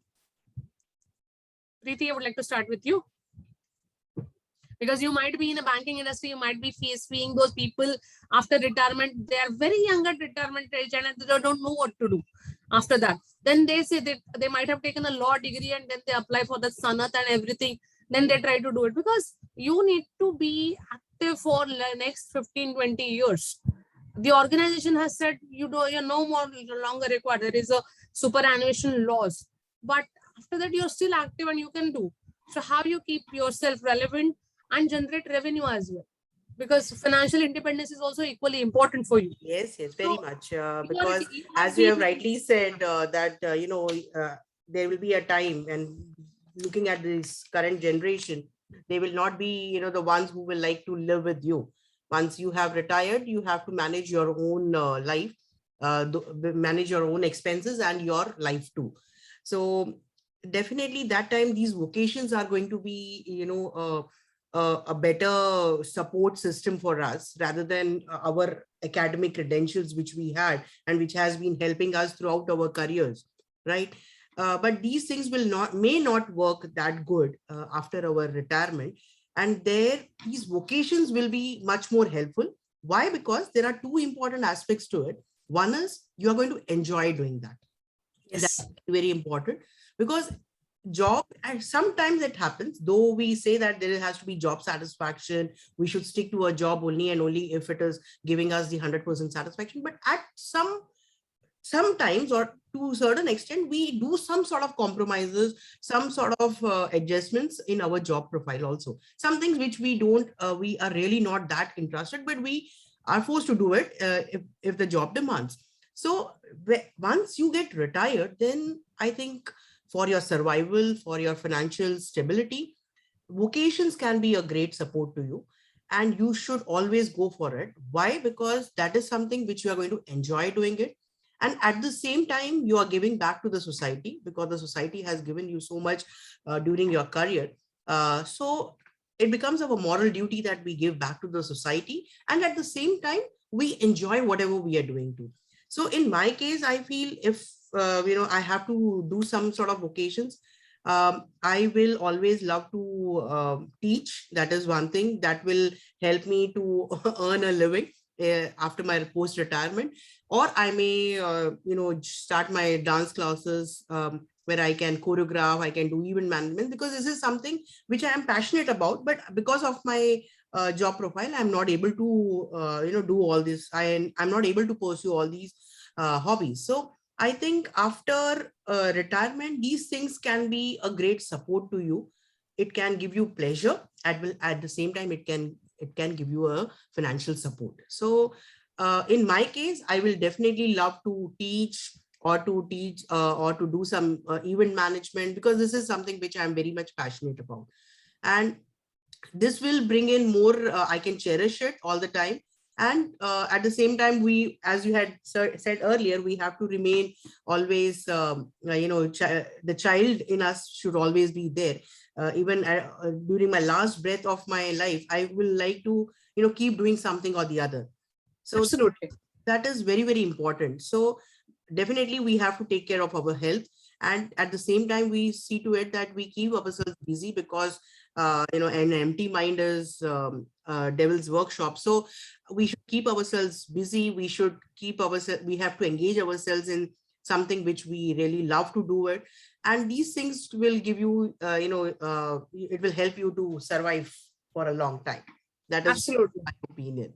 Yeah, it takes care of your mental health as well, because you are enjoying at the same time. And if it generates revenue, nothing like it. It's Nothing like fantastic. it, right? It's icing on the cake. Icing on the cake, right? Jayashree, what is your thought on life expectancy and having a vocation? Life expectancy. So about life expectancy, I would just like to share a book which I had read a few years back. It's called Ikigai. It is the Japanese philosophy of living long. Okay, so what they do. So, of course, I mean, a few of the points which were mentioned there. One of them were this hobby part. That hobby really, helps you, keep your sanity and the general sense of balance. Most of these people in the island in Japan, they're all over, about 80% of them are over 100 years of age. They live for more than 100 years of age, and they're all into this vegetable gardening. They all do this vegetable gardening. And of course, there are multiple points in that, about their food habits and how all that influences their life expectancy. So pursuing hobby or any vocation should be, I think, an ongoing process. You must do it as long as you can. Maybe you don't have the time right now, but then you can always do other things which are related to that hobby, you know. So maybe somebody's into like, I know that when my principal was retiring, because she was such a busy lady. I mean, she's worked in our organization for about 40 years, so she's seen 4 decades of Vadia College. And when she was retiring, I did go and ask her, because I was just wondering now, you know, because she used to be in college all the time, and she was you know, she was a leader. She was there every time, you know, for everything. And while I was wondering about what we would do, you know, we felt like orphans without her. So, but I was also wondering what would she do. I mean, because Vadia College has been her second home and it's been her life. So I did gather some courage, and I went and I asked her, ma'am, now that you're retiring, what have you planned? What are you going to do? So she already had a set plan. So she's like, Jayashree, I've always been doing embroidery and I love doing Wow. it. Yeah. So she told me she's always been doing embroidery, and she's like, that's what I'm going to do after I retire. So I think most of the people, at least women, we should, or I mean, I had another senior faculty, you know, who is now due to retire. So the other day while I was having a chat with her, I was just, you know, asking her to, you know, now, ma'am, what do you plan to do? So she was telling me, you know, it's easier on women still, Jayashree, than men. Men who retire still keep thinking, now what do I do? I'll take up another job. What do I do? You know, because the work is the only thing that they're doing. So she was saying that, you know, we as women still have other things, you know. So she was more towards taking care of her grandchildren. So that's what she had planned next. So, I don't know what course life really takes. We don't know.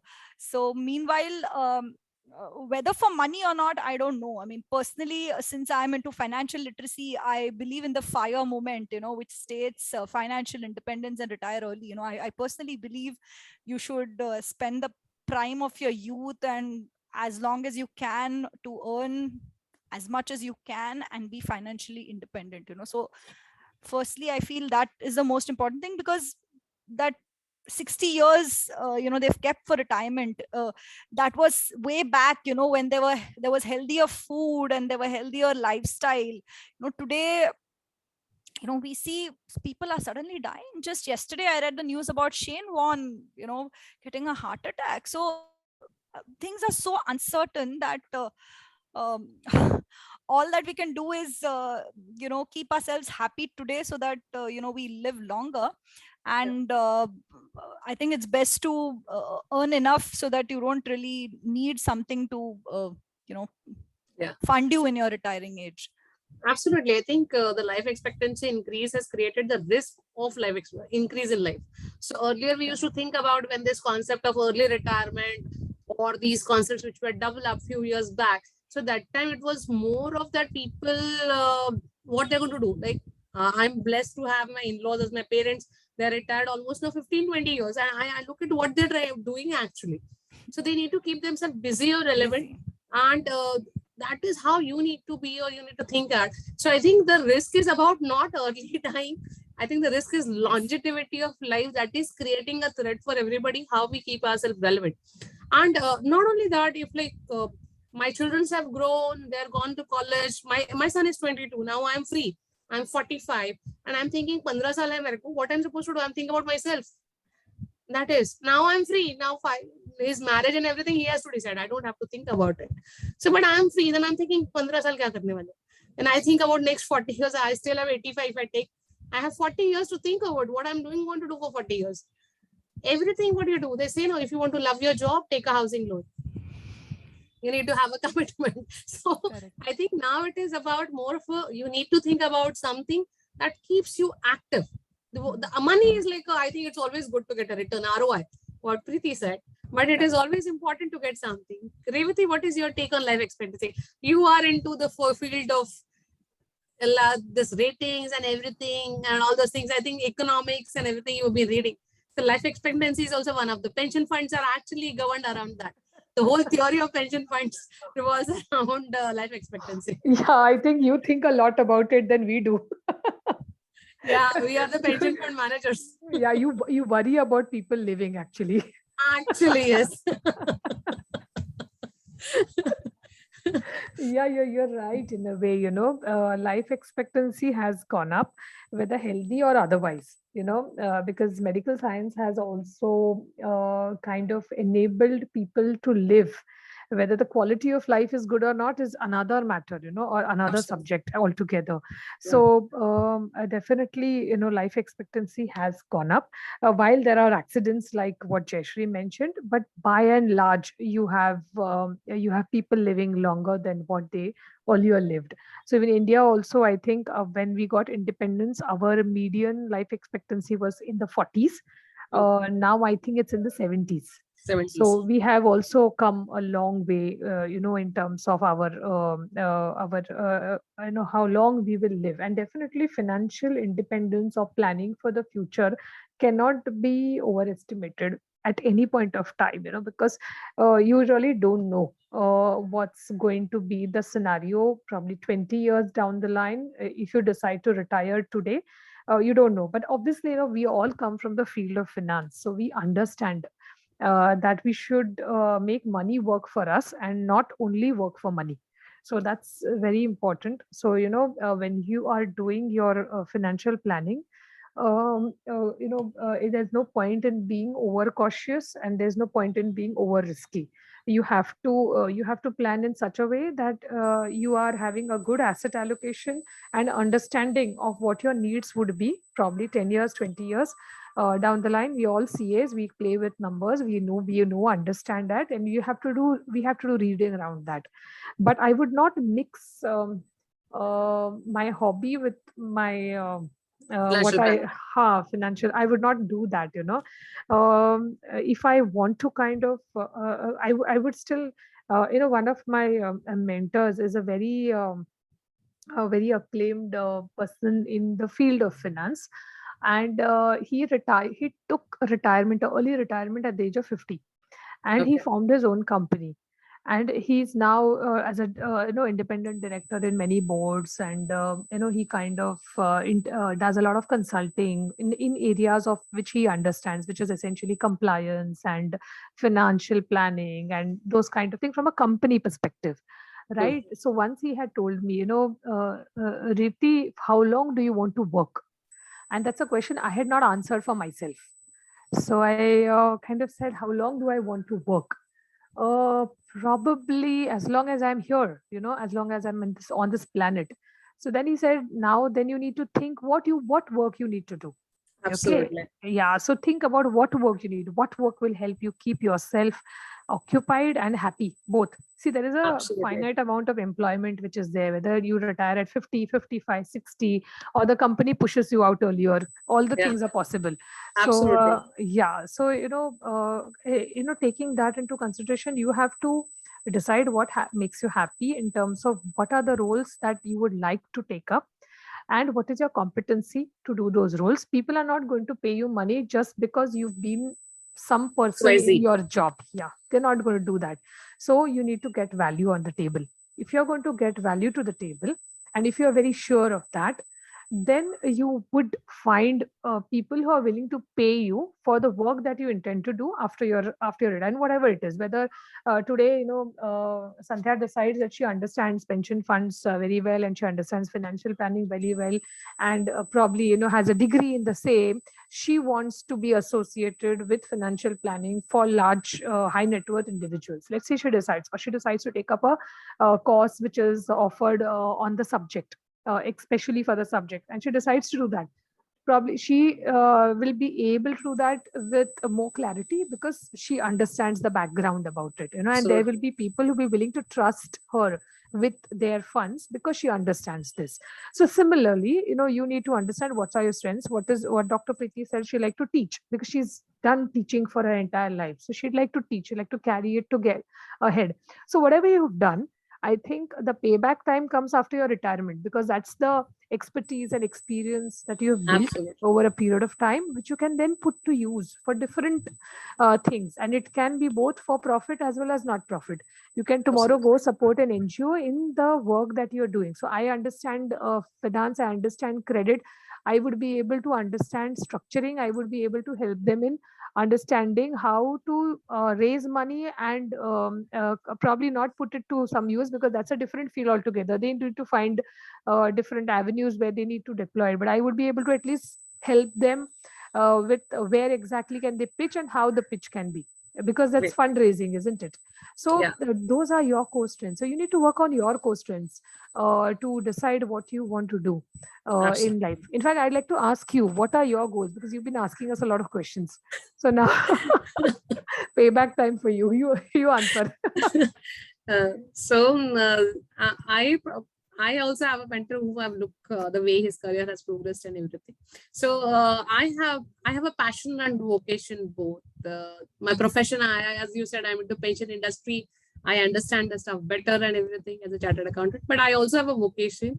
I'm very much interested in human psychology. So I'm pursuing my diploma in transaction analysis, and maybe next 2-3 years I'll be completing my master's also in that. So this is the theory actually is very close to my heart. I love to understand human psychology, human people, how people behave, what are the ifs and buts they have. So it has more in terms of, currently my trainer is around 75 and he trains us. So it needs to be done. It is connected with international organization, Institute of Transaction Analysis. It is International Transaction Analysis Institute. So I would love to be part with them. Of course, I have my subject expertise into as a finance person, 20 years plus in corporate and understanding pension industry. That is my strength. But at least this is my vocation. Like I said, no, I need to be doing something different. I don't not doing what you are doing every time, because it becomes monotonous at times. If I'm reading only accounting standards, or I'm reading only about finance, it is going to be tiring sometimes. So I need to read different. So I think this brings to my next question also, something like that. I was talking to Drishti Desai, one of our council member, ex-council member, and she very rightly said that we need to read something different other than our subjects. So like Jayashree mentioned, she reads a book on Ikigai.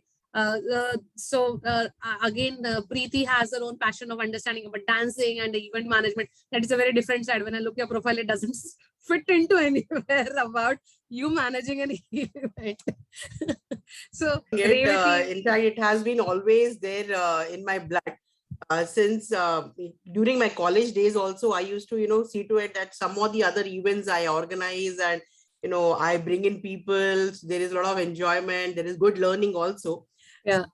It has always been my passion. Even in the office, even any program, any event which they would like to organize, they will firstly say what are your inputs or how you would like to take it, forward. So that is what I really love to do. And as Revati ma'am has said, everything should not be for money's sake, but yes, absolutely, it should which keep you gives busy. pleasure. Yes, it should keep me busy. Retirement planning can be done during your your career itself. So you do a good retirement planning so that you need not, you are not at the mercy of doing something to get a good standard of living for yourself. Yeah, the money should take care of your life. So passion should be something wherein you do it just for your enjoyment. So that is what I really love. Should have an ROI. I think even reading a book should have ROI, because we are finance people. It has to be there. And as an academician, Jayashree will also agree that I think we don't have any age bar.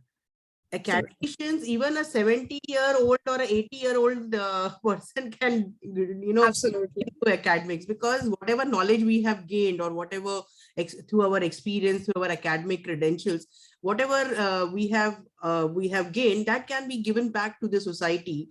And I think academicians can do it in the best ways. So teaching is something which will, will never make you feel that this is the end to your career.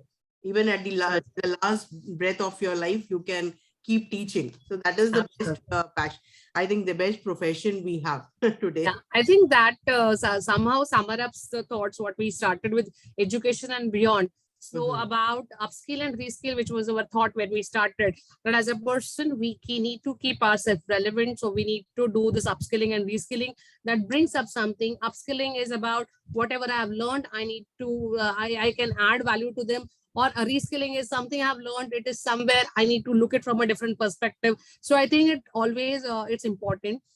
We also spoke about how in terms of mental health, it is very important, because there also upskilling, reskilling comes into about what we have learned till school and everything. We used to do that physical activities and exercises, keep ourselves relevant and other things. So it is an evolution we are doing. dealing with the younger generations, what we are doing. And even when we speak about vocations and everything, again, it is upskilling and reskilling, because you need to keep yourself relevant. If I'm living till the age of 75 or 80, I need to be happy. I need to have a fulfilling life, which Revati said, it is about having a fulfilling life. It is not about the quality of life which we need to work at. And this actually brings to my thought that learning is constant. Evolving is constant. You cannot be static or think, no, I'm out of it. Whenever we want to start, it is the moment you start is a right moment. There is nothing like a right muhurta, as we say. When you want to buy a house, the day you decide to buy a house, that is your right time to buy a house. There is nothing like marketing, timing the market or something. I would have bought it in 1990, or now I would have bought it. You have money, the day you decide to buy the house, that is the right time for you. Similarly, when you decide that I want to start learning, I want to start working on myself, that is the right moment for you. Let it be 5 years you have completed your career, or 10 years you have completed, you have been at home or something.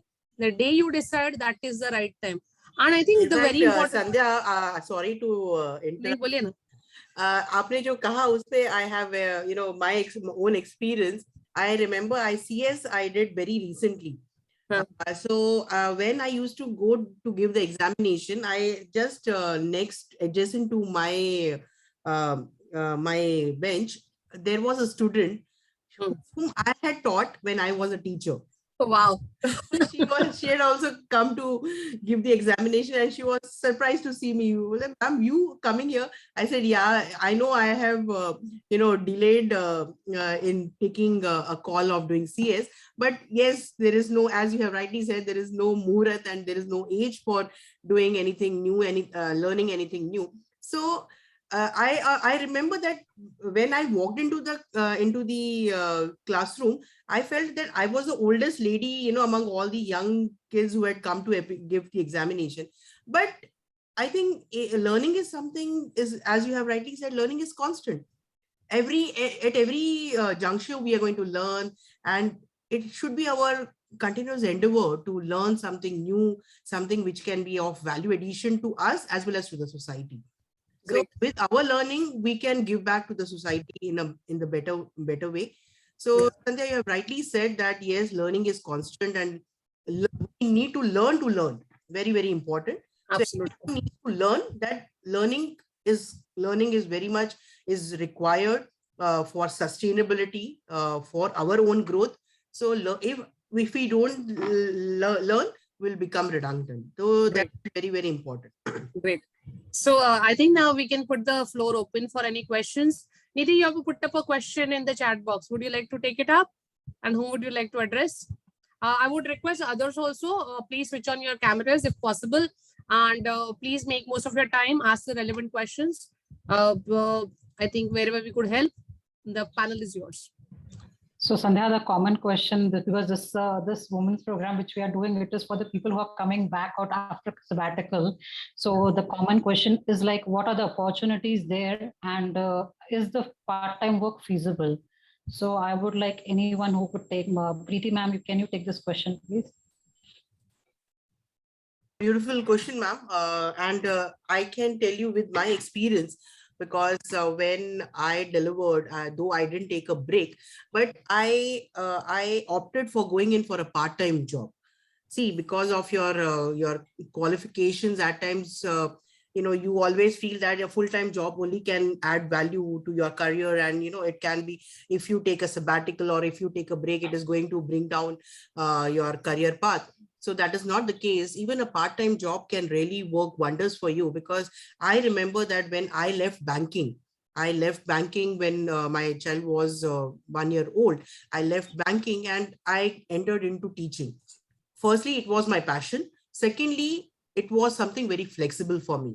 So you have to draw down your own your priorities, as Revati ma'am had said. You have to plan yourself. You have to prioritize your role as a woman. So if part-time job can help you to do justice to both your roles, I think there is no harm in doing it, and you will still remain relevant to the society, because you are doing something related to your academic credentials, and at the same time you are, as a mother, you are doing justice to that role. So part-time work, if you can, and nowadays, because of this, thanks to the digital platform, digital advancements, today you have got all the opportunities that you can do sitting at home. You can you can do some, you can train Rashi, can you put online, your you can mic take off, online Rashi? lectures. So there are so many, even Harvard, Cambridge, they are coming up with such courses where they are providing online opportunities to learn. So you can also, sitting at home, you can any such type of profiles, and you can engage yourselves at the same time, keeping your priorities intact as a mother. So part-time will work wonders, ma'am. That is what is my experience. But are they viable, ma'am? Because sometimes, part-time, some people say that it's a part-time, but it doesn't happen. Sometimes that's a complaint of the, women actually, that we take So up a I didn't part-time face any assignment. challenge, ma'am, because I remember Okay. that when I took up, when my son was old and I was just 1 year old, and I took up teaching and that was, college teaching, where it was restricted to 7 to 1 kind of job. But then later, when I had to when I had to go to the corporate world again, I was welcomed, I was in a very positive side. People welcomed me because I had, tried to add up to my profile by doing some more, as madam has said, we also, keep on adding some more feathers to our academic cap, so that we remain relevant. And if we remain relevant, the corporate world will welcome you with all, with all positive, all positive strides. So I don't think it should become a hurdle for your career growth, career path. Okay. So same question to you, Jayashree. Jayashree ma'am, how would you put that thing? In fact, Nidhi, what I feel is that today you have the internet open, with number of opportunities. All right. So in fact, it's become rather easier, for us to pick up opportunities that we like, and we can work at our own flexibility. In fact, I have some colleagues who delivered children, and they were into this online accounting. So they were passionate about accounting, and they took up assignments whereby they had their own client base, and they would do cloud-based accounting software they learned, and they were into that, and they used to do it after their child would sleep for a few hours, and it did keep help them earn some money, at the same time not sacrifice on their priorities as a motherhood, or break for whatever reason. It could be marriage, it could be motherhood. So or if you're passionate about teaching does give you like ma'am said, 7 to 1. That's a pretty pretty good time to be to work, because usually your the kids also have school. Once they grow up, they'll have it in the same time. And then I know, like, I have a brother, and my mom was a school teacher, and she used to manage both of us along with her school job pretty much well, because when we were off to school, she was off to school, we come back, she come back, and everything was good. So, but of course, having said that, you should have some genuine liking for the field of teaching. Otherwise it's not going to be easy at all. It's going to just add up to stress, because I see colleagues who have come into teaching just because of the flexibility, and they're just not able to cope up with the stress. So basically, whatever you choose, it should be like, it should not feel like work to you. It should be more easy on you, because already with motherhood or marriage or whatever reason the break is for, you are going to have so many other things new to you, right? Along with that, if you're going to have a job which is going to create stress, then it's not going to be good. So there are a lot of opportunities. In fact, there are CAs who don't work out of office. They have everything online. So their whole business is online. So it's just about how you capitalize on that opportunity. Revati ma'am, there's a question in the chat: how to pursue teaching job? Should we give net or CA is enough? I think I that think question I'll put it to it should go Jayashree. to Jayashree. Yeah. Yeah, I'll put that to Jayashree, I guess. So Jayashree, the question is how to Yes. pursue teaching job, and is it compulsory? Should mean we should get net or CA is enough? Yes. So if you're looking at a full-time teaching in a college, then net commerce. If you're looking at teaching in a commerce college, I mean, I presume it's going to be a commerce college because you've done your CA, which means you're going to be doing net in commerce. But some CAs also prefer to teach in management institutes where you don't need net commerce, rather you need net in management. Okay. Having said that, if you're talking about Pune University, in Pune University, the commerce and management departments have been merged. So it really will not make a big difference if you're talking about Pune University. But otherwise, to be on the safer side, it's better that firstly you choose which college you plan to teach in future. Is it going to be an MBA college or is it going to be a commerce college? And based on that, you choose which net you want to pass. Though I would rather say, having done CA, net commerce would be more easily achievable because we've already studied a lot of that in our course itself. And in fact, UGC had recently come up with the notification stating that PhD is also going to become compulsory. However, for now, the education minister had reservations about this decision of the UGC. So that has been kept on hold for a few years. But a few years down the line, I see that PhD is going to become the bare minimum qualification along with net commerce. So we need to be mentally prepared, not just to do net, but along with that, start pursuing PhD as well. So is Here, it? I would like to add one Yeah, thing what Jayashree yeah. has said, Yeah. because I also have cleared my UGC net in 2010. Because that time, again, when I joined college, I was only with my whatever qualifications I had, they had absorbed me and they made me the coordinator of some self-finance courses. But net is very much required. Why? Because if you want to become eligible for that seventh pay, under seventh pay commission, then you definitely need to get your net done. There is no age limit, as Dipali has questioned us, that is there any age limit for JRF? There is an age limit if you because under UGC net there are two formats in which you can appear for the examination. One is as a normal net, and under JRF you become a junior research fellowship. That is, there the age limit is 35. You have to be less than 35 to appear under JRF. But for the normal net, there is no age limit. Jayashree, you can correct me if I'm wrong, because now it's last 9 years I have left college teaching. So I'm not that well versed with the changes that has happened. The amendment. 31 years, in fact, is the age limit for GRF. Okay, But because when I gave it was 35, I remember. Yeah. 35 or 33, I think, if I remember, because Now I it's 31. just missed it. And that was the reason I remember it correctly, that I had to give the normal net, but not the GRF thing.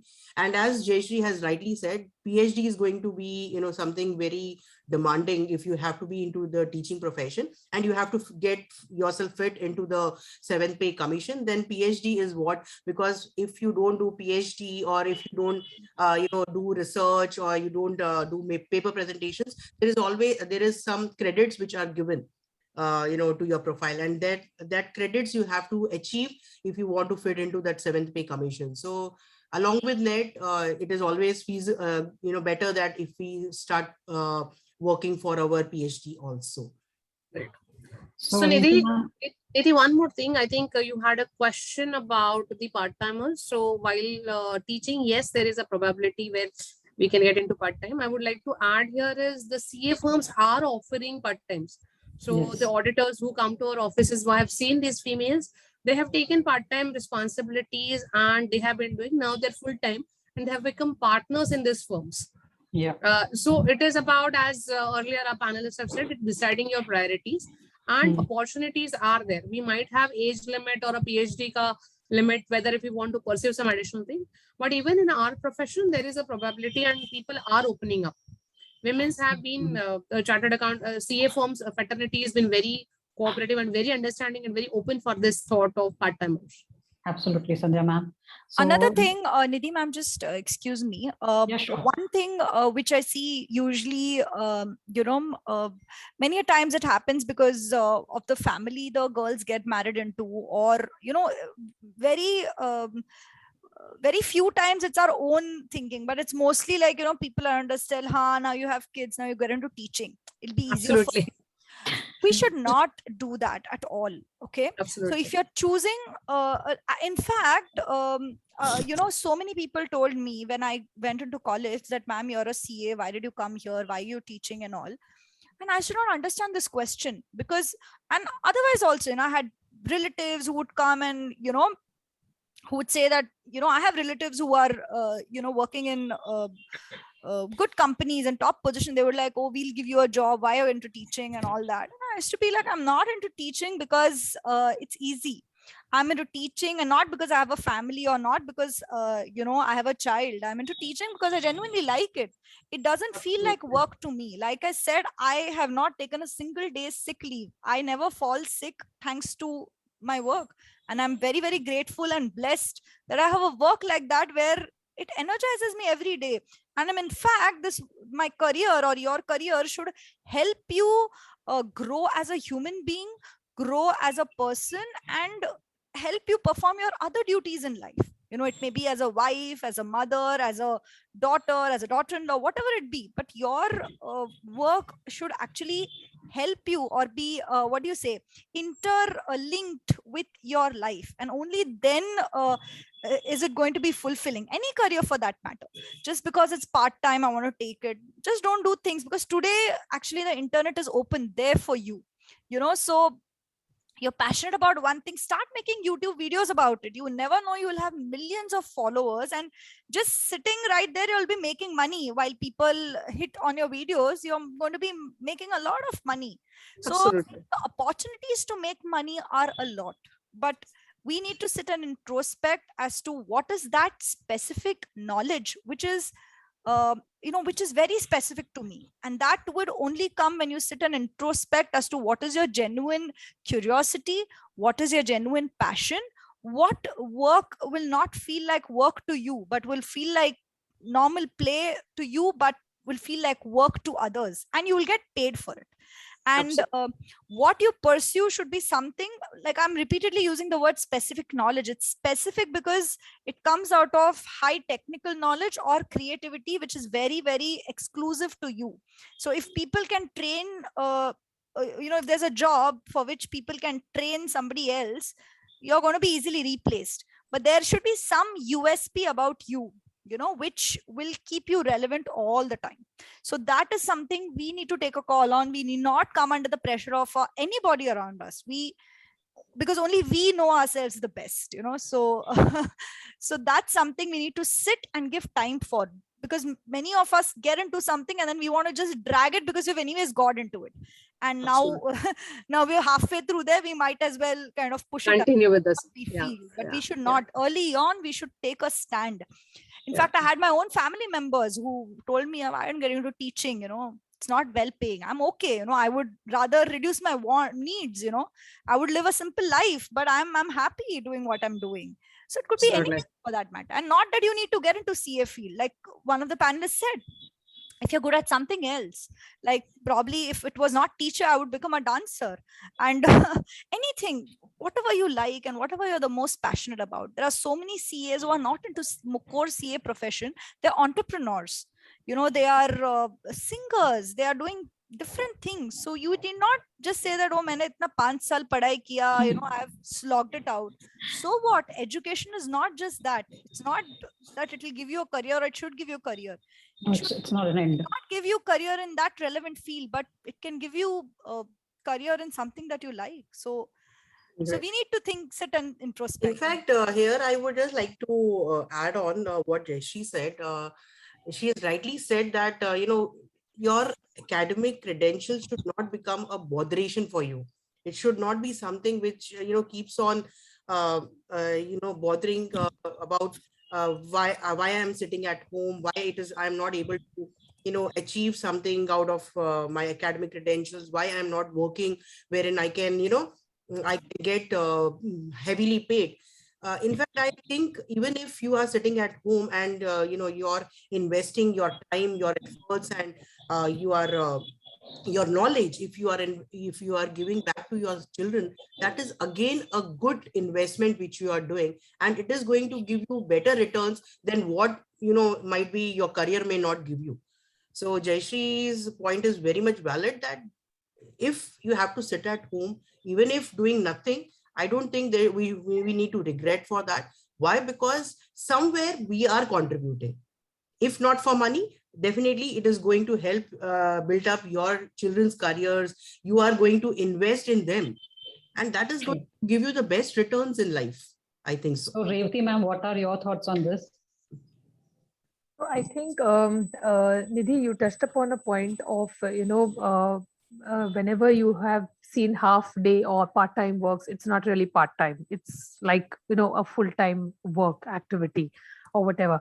And I believe that you would have identified what you like to do, and therefore would have kind of approached those kind of employers where, you would find opportunities to work part-time. In which case you will have to go tell your employer that I am doing part-time for a reason. And therefore, I will be working for 4 hours, 5 hours a day. It cannot stretch to 8 hours a day. If it is work that is going to stretch for 8 hours a day, then I might as well work full time, which is not my goal at present, right? So I think there that clarity needs to be drawn. As to if somebody is giving you part-time pay and getting full-time work out of you, I think that's not done. That's something which is governance related for that organization, and it needs to be called out for, right? Having said that, there are a lot of opportunities in various fields, and so many all these bright ladies have told you a lot of ideas, what you can apply for.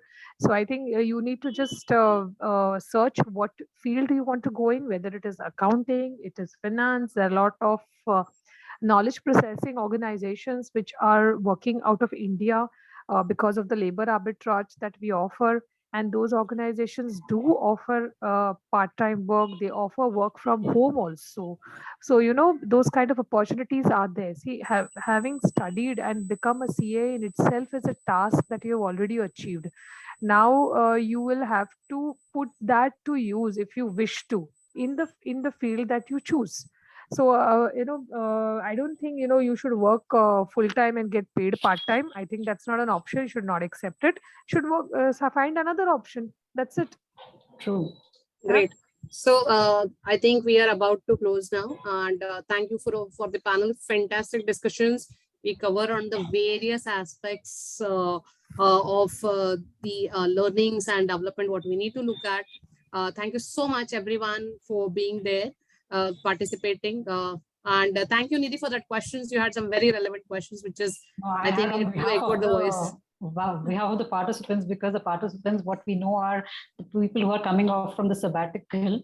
So that's why I had to ask those questions. Absolutely fantastic. I was just timing the session so I could get the questions on right time. And Sandhya, you are the example of the person Jayashree was just saying. Just because you have a CA degree doesn't mean you have to do CA. You have done you're pursuing that human psychology course, which you are, and that's fantastic. I mean, you're a living example of that right now.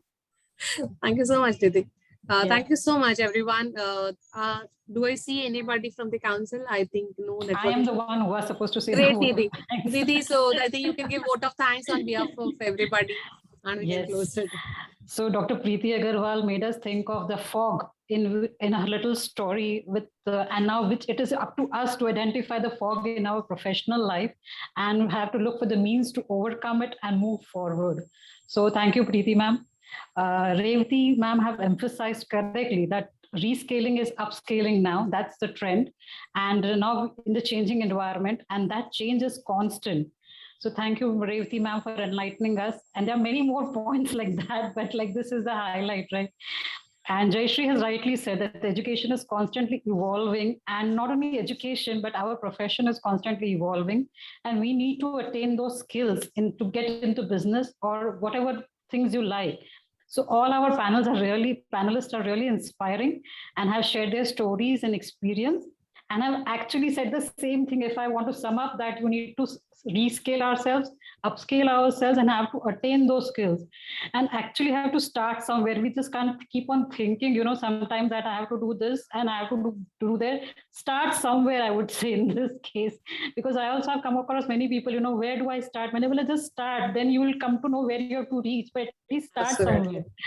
So yeah, and with the digitization all across and the free education courses we get, and institute itself has many courses which you can get into, So it's really many opportunities, but you have to take yourself seriously and think about you actually.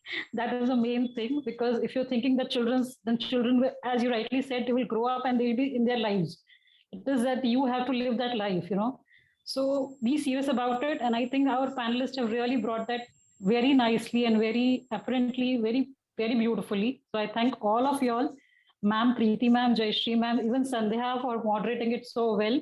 And Revati ma'am, thank you so much. Thank you, Nidhi. Thank you so much. Thanks a lot. Thanks. Thank you. Thank you. Thank you. And happy Women's Day to everyone once again. Happy Women's Day. Absolutely. Happy Women's Day. Take care. Thank you. So we Thank you so much. close the session now. Yes. Yeah, Thank yeah. you. Bye. Thank you, madam. Thank you, Nidhi. Thank you so much. Sandhya. Thank you so Yeah, much. thank you, Sandhya. Thank you very much. That was a really well moderated session. Yeah, very nicely and and very really- organized too. Yeah, and really nice knowing all you ladies. Same here, ma'am. Same Same here. here, The pleasure is all Thank mine. you so much. It was really fun. Yeah, Thank you. Interacting with all of you. Thank you. Thank you so much. Thank you. Take care. I'll Thank leave you the so meeting. much. Bye-bye. Yeah, bye-bye. Bye. Bye.